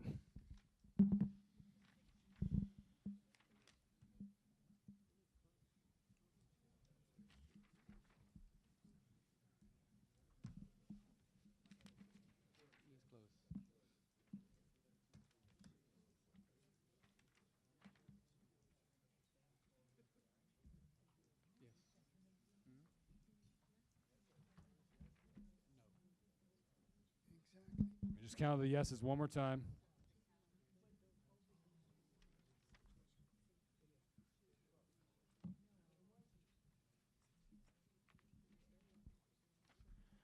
Okay, motion carries 24, 14 against, 2 abstentions. So ultimately it's 20 to 16. Motion carries.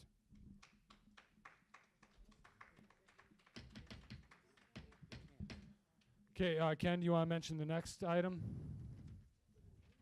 Public hearing? Microphone, please. Thank you. We're going to have a public hearing on Blondell Commons. That will be at 10. That'll be on December 10th at the land use, at the board office, 7:30 p.m. 20 to 16. So it's Blondell Commons is basically redevelopment next to the Morris Park station. I'm going to have it. No, this is Blondell Avenue. We'll get more. I will have more about it before when. What? So if you want to know more about it, come to the public hearing, basically. We are also trying to schedule a BSA application that day. There's actually only one, because one we've already reviewed, Planet Dolphin Fitness. Harry reached out to them today. We haven't confirmed that yet. So right now it's just Blondell Commons, or also known as 1346 Blondell Avenue. Kelly Murphy. Mike? Just one of the things that came up at the hearing last time is, can the seeker documents be submitted to members to review? Because some of the questions came up, and people were questioning it, and it was done. So it'd be nice for people to have a little bit more information prior to the meetings that they can look at, or at least the link, because I know it's on Seeker Access too. Either the link or send it in a PDF form.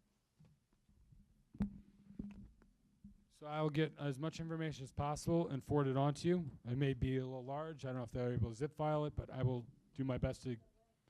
Yeah, yeah. Yes, okay. We'll find a hyperlink for you.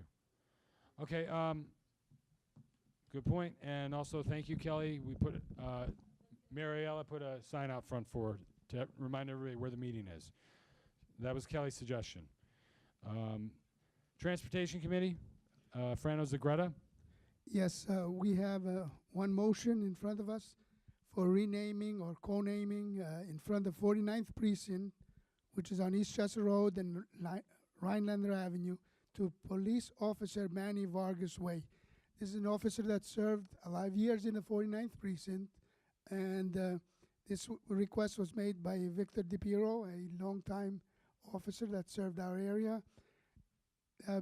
Basically, the committee had no objection. Of the 4 members present, we all voted unanimously that we should put this forward without any signature required, because there's no residences in front of, at the 49th Precinct.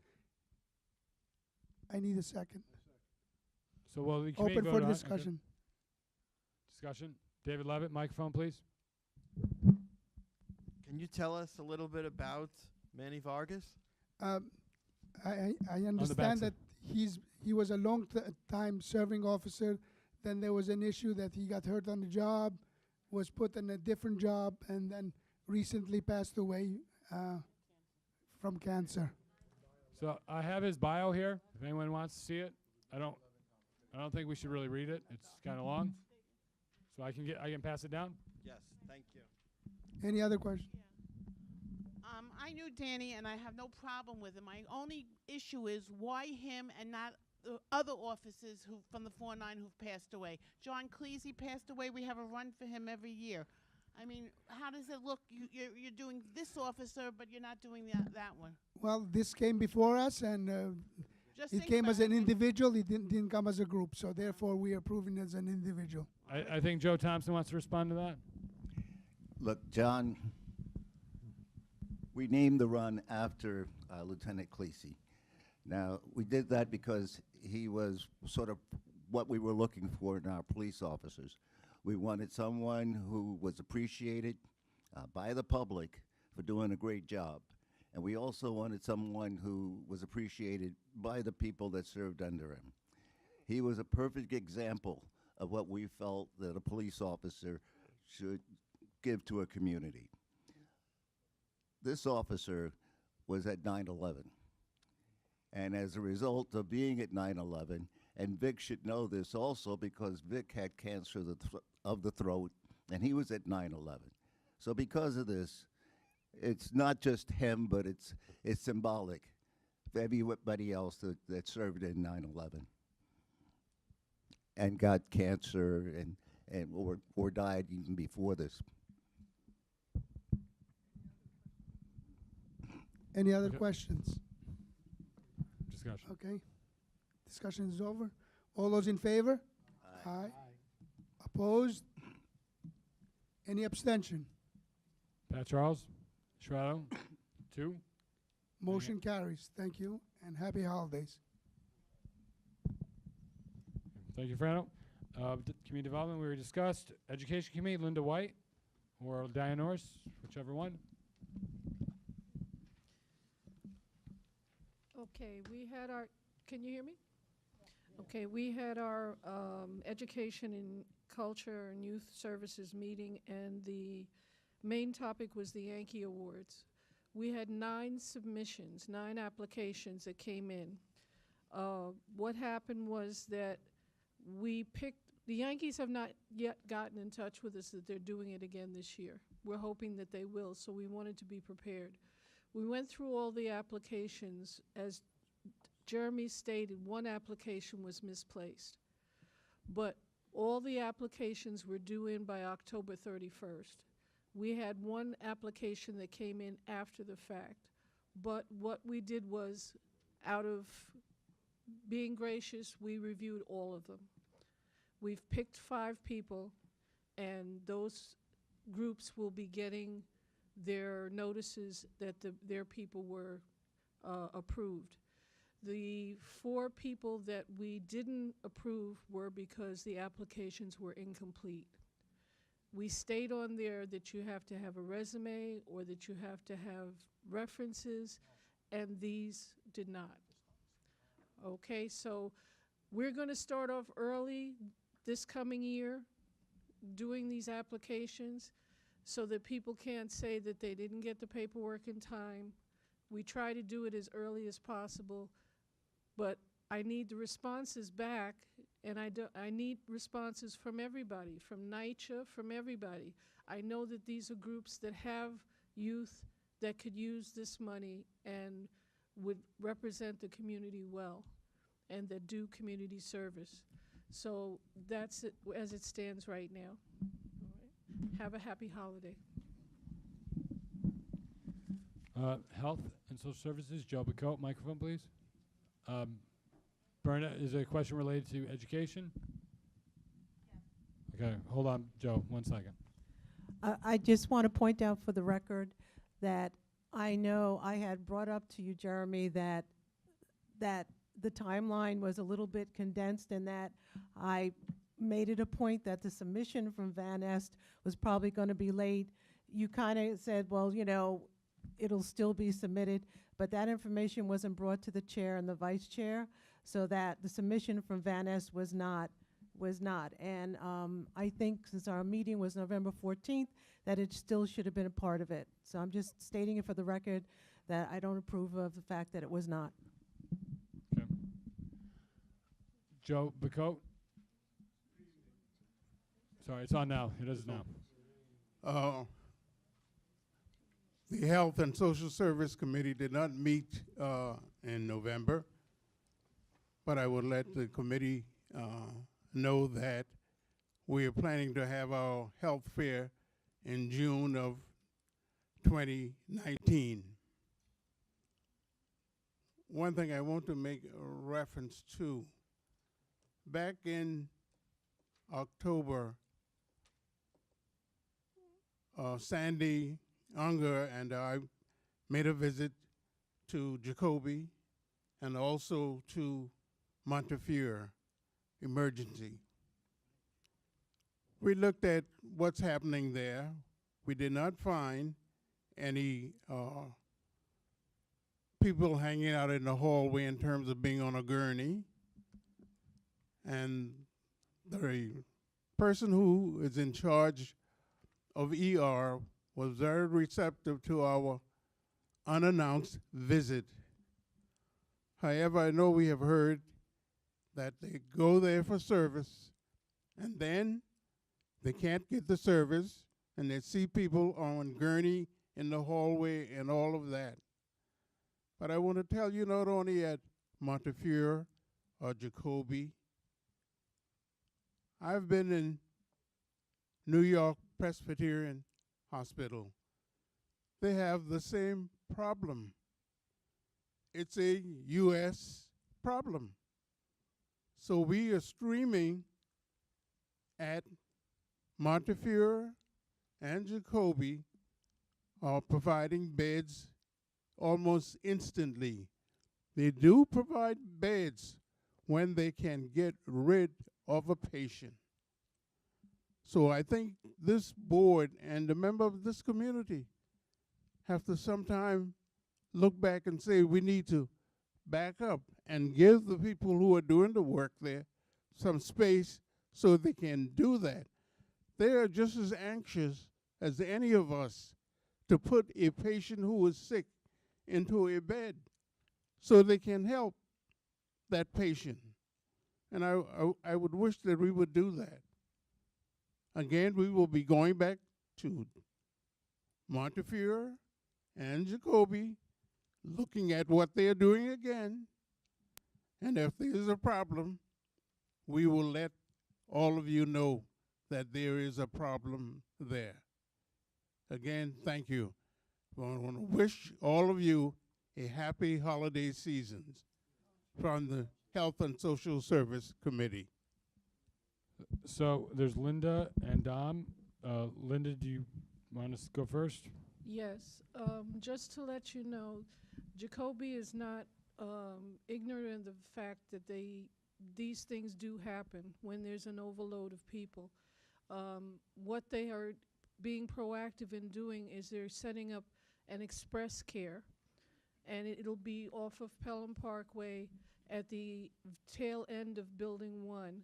What it'll be doing is, we always had an urgent care. In other words, a lot of people use the emergency room as their primary doctor. They come in with menstrual pain, they come in with a headache. When the triage nurse brings them in, they get upset because they're not seen before the person coming in with a gunshot or something more serious.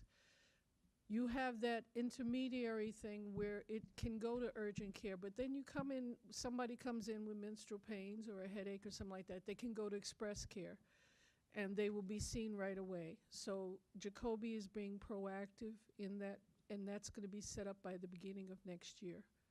All right, so that is going on now. Dom? This goes a lot deeper than what everybody's saying now, and Frano can back me up on this. If I'm not mistaken, about 15 years ago, there was some ridiculous committee up in Albany that 15 years ago decided how many beds New York City should have in a hospital. I mean, it's ridiculous, it's outdated, and that's where you got to start. I mean, Frano, could you explain it a little bit better? Sure. Basically, all you have to do is Google the Berger Commission. It was the Berger Commission that was given the power to recommend which hospitals, number one, should close because of their services were not needed due to other hospitals' service. Also, a lot of services that were classified as inpatient services, and more every day get declassified, have been classified as outpatient services. So what happens is, for example, Montefiore, at one point, less than 15 years ago, Montefiore had 1,200 beds certification on Gun Hill Road alone. Today, they have about 600 beds. So basically what's happening is a lot of diseases that were classified as inpatient or services are no longer inpatient. Number two, a lot of people, and I've said this in previous meetings, use the ER, as Linda just says, for services that are not medically really ER related. We have seen so many openings of urgent triage centers. It is our responsibility as a community board to advertise those services. There's one on Eastchester Road, there's one on Morris Park. Their hours are practically 12 hours a day. You get serviced within 30 to 45 minutes. You will never get serviced in the ER under 6 hours. I was, unfortunately, a patient 12 hours. I had to be emergency, but you cannot blame the emergency room. They get overwhelmed for services that are not emergent services. So Google Berger Commission and you'll get lots of information. Thank you. And the bottom line is, I needed to go into the hospital again about 5 months ago. And there was no way I was going anywhere near the house. I went up to White Plains Hospital. I was in triage in 15 minutes. They already had me with an IV with fluids. After an hour, they gave me a pint of blood. And within 2.5 hours, I was in a room, single room. Nobody else there. Not like when I was in Einstein, I was in a single room with another person in it, that when one of the people here at this board came to visit me, that they were stuck in between the rails of the two beds. Thank God we lost a couple of pounds, but even then, he couldn't get in there. He didn't need a chair. He had his arms over both of the rails. So what they have to do is they have to change the amount of beds like you said, from 1,200 they went to 6. They got rid of Westchester Square. All of those beds are gone. These recommendations don't just come from here. They come from New York State and the federal government. CMS, Google CMS. You get wonderful information there too. Ken Galnick. I would just like to, about the urgent care, what we also should realize that Montefiore has actually opened up in a sense a satellite emergency room at what used to be Westchester Square Hospital. It is actually pretty good because we actually went there and it was very quick. Again, from there you will get sent to whichever part of Montefiore has a bed available, be it Einstein, be it the Montefiore in the Moses Division, or be it Montefiore North on Gun Hill on East 233rd Street. But that is also a way of being able to do that. Okay. Housing Committee, Janice Walcott.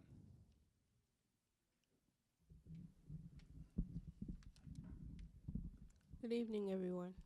The Housing Committee didn't meet this month. We'll be meeting on the 11th of December, and I'd like to wish everyone a pleasant holiday.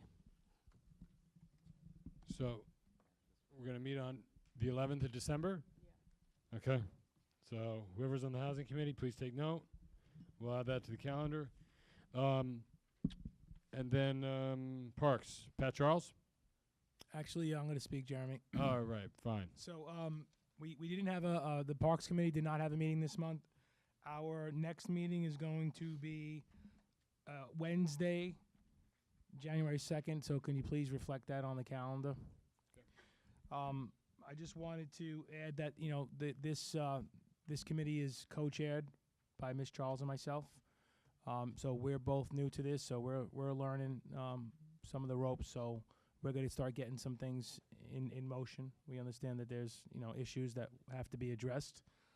One particular issue, I just want to make mention, a letter from the Pelham Parkway Preservation Alliance, which I am a co-founder of, was sent to Deputy Commissioner McFarland regarding the construction that's going on.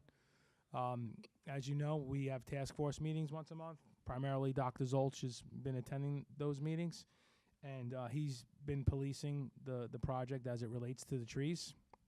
And in his letter, he's actually making 2 recommendations for apexing of the catch basins to save the trees. So basically, the apexing has to do with the design. I don't know too much about it, but the redesign apexing so that it can take into consideration and save more trees. And then also to ensure that wooden barriers are placed around all the trees in the construction area, because it's been a problem. There's the wooden barriers go up around the trees so that construction equipment does not hurt a tree or damage a tree and knock a tree down. We want to preserve as many as possible. So that letter has gone out to the commissioner. Great. And just to clarify, January 2nd is because the Parks Committee in the past would typically meet on the first Wednesday of the month. Again, any committee member, if you have a concern about when a meeting committee typically meets, please talk to the chairs and co-chairs of that committee. And we're looking at 7 p.m.? Yes, 7 p.m. And Janice, what time? At CB 11. 7. Okay. Public safety, Yahe, Obid. Hello again, everyone. I usually say read the minutes, but I apologize. I got a little busy and did not send the minutes, so I'm going to make this super quick. We got a tour of the FDNY firehouse on White Plains Road. We got a lot of information out of the tour. They explained to us about some fire safety classes, and there has been a decrease in fires because of the fire prevention activities they've been doing. They also do public school tours. They spoke about some of the responses that they respond to from water leaks, elevators, car accidents. So one of the questions I asked them, if you were to tell us the top 5 calls that you get to the firehouse, they said gas leak would be number 1, carbon monoxide number 2, smoke or fire, medical, and then car accidents. Those are the top visits. We also spoke about the inspections that are coming up. It's usually between Thanksgiving and December 31st. They're going to come out and inspect department stores like Macy's, Sears, and similar types, and also retail stores with any stores that have 25 employees or can accommodate more than 300 people or have more than 4,000 square feet. They started to give us a tour of the fire truck and other stuff, but then they got called and they had to go. So, but it was very, very good. Thank you, Jeremy, for coordinating the tour. Everyone in the committee benefited from it. Thank you. I did not see the poll. I was looking for the poll, but I couldn't find the poll. And the fire department gave me a bag of 9-volt batteries to change out your alarms at your house. I have a small bag here. We have a bigger bag at the office. You want to take some before you leave? Members of the public, board members, here you go.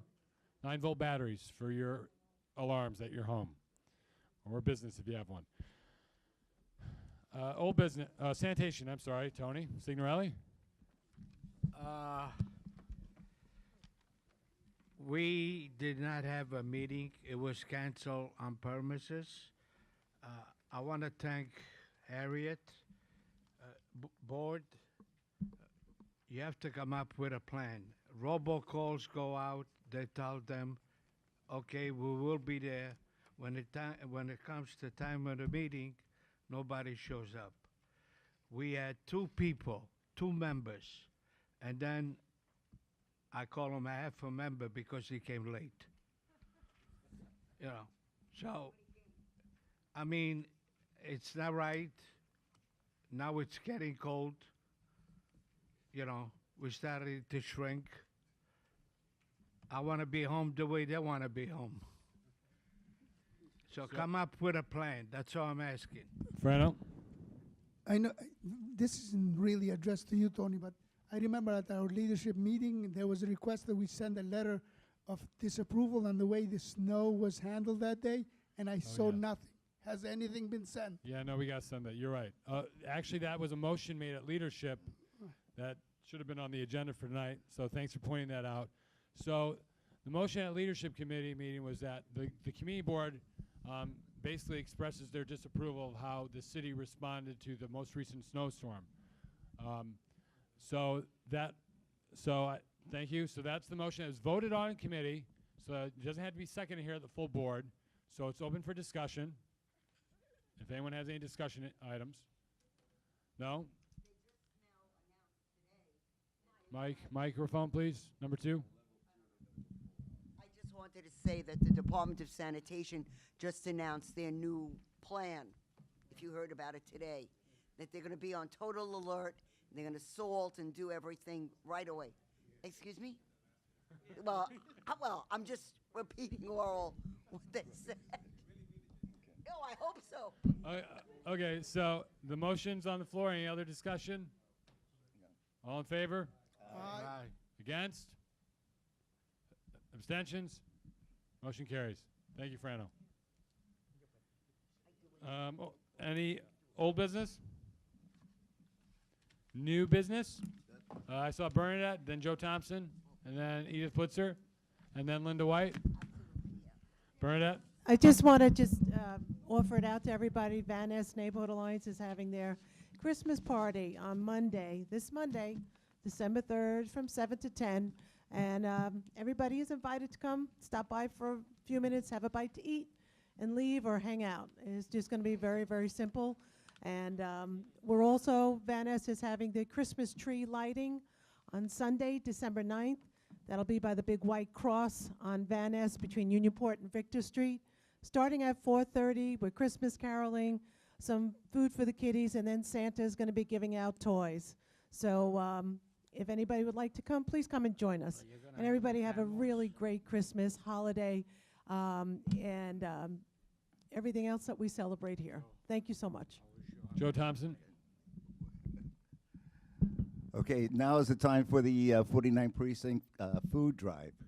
Now, I know the elected officials are collecting food also, but the 49 Precinct Council, in partnership with PS 108, PS 83, PS 105, the Van Ness Academy, and the Cub Scouts. Now, the difference between our food drive and perhaps other food drives is that whatever we collect in Community Board 11, because we have plenty of needy people in Community Ward 11, many needing families. Whatever we collect, we give to our community. So everything that we get from our community, we give to those in need in our community. And we have one major food pantry, and that's the Bronx Jewish Pantry on Holland Avenue. People come from AD Avenue, and they come from Van Nest. Everybody comes to this major food pantry. And we also have St. Lucy's has a small pantry, and we always fill that up. With this little group, in 2 weeks of work, we normally collect about 17,000 pounds of food. Great. Edith Blitzer. Okay. Hi. December 15th, which is a Saturday, from 1 to 5, the Pelham Parkway Neighborhood Association is sponsoring a toy giveaway. It's a holiday toy giveaway. And it's not only for the children of Pelham Parkway, it's for the entire Community Board 11. So bring your grandchildren, your neighbors, your adult friends. We have a real live Santa Claus. Be surprised at who it is. He does ho, ho, ho quite well. All right. I'd like to wish everybody a wonderful, happy holiday season. Oh, yeah, it's on Lydic Avenue in Lydic Optical, the eyeglass store between Kruger and Holland. Thank you. Linda White?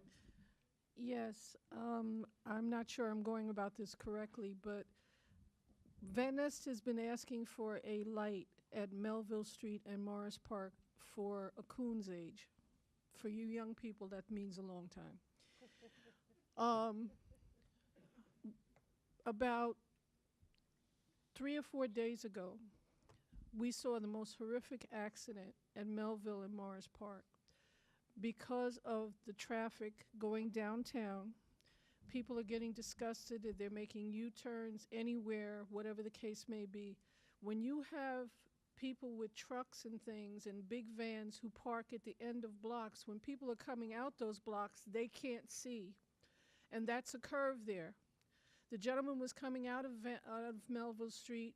Somebody was racing up Morris Park Avenue, and the two of them met. And you would have thought a bomb went off. That's how the sound was. Because we had just passed there. I had just passed there in a cab, and my driver and myself almost jumped out of our skin. We need a light there. I don't know how many people. We had a child that was killed there. We've had multiple people, pedestrians struck there. There has to be a light. That's a major corridor for the children, for the school buses, etc. Something's got to be done. I don't want to wait and hear that somebody died. We just had a really big accident then. Several weeks before that, we had another car accident. Something has to be done about that corner. Okay, we'll follow up with DOT, see if there's ever been a study done. We'll get back to you. There has been 3 studies done. Well, I think the Two studies were old for men sat stop there, signs. And they sat there at 12 o'clock noon, lunch hour, when there's hardly any traffic. I'm sorry, Jeremy, but I'm telling you, because we went to see when these people were showing up. And they ticked off how many cars they saw, and they said Melville Street doesn't need one.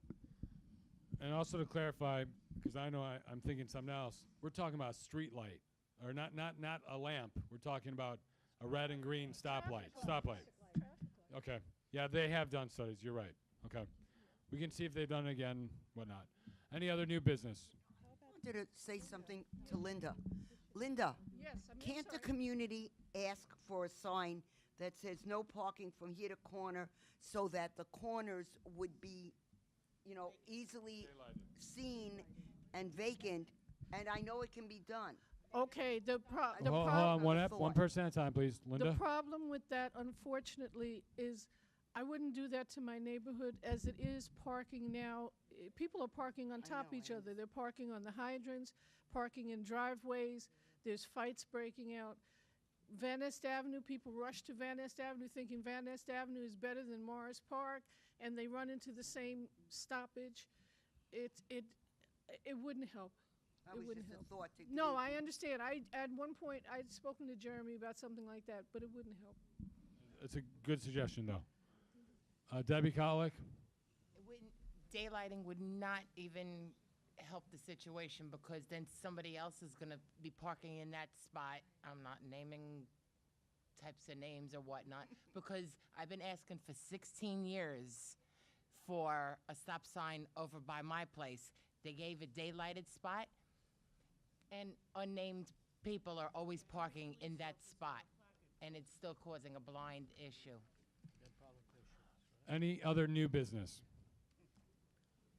Motion to adjourn from Al D'Angelo. Seconded. All in favor? Aye. Meeting ended at 9:10 p.m.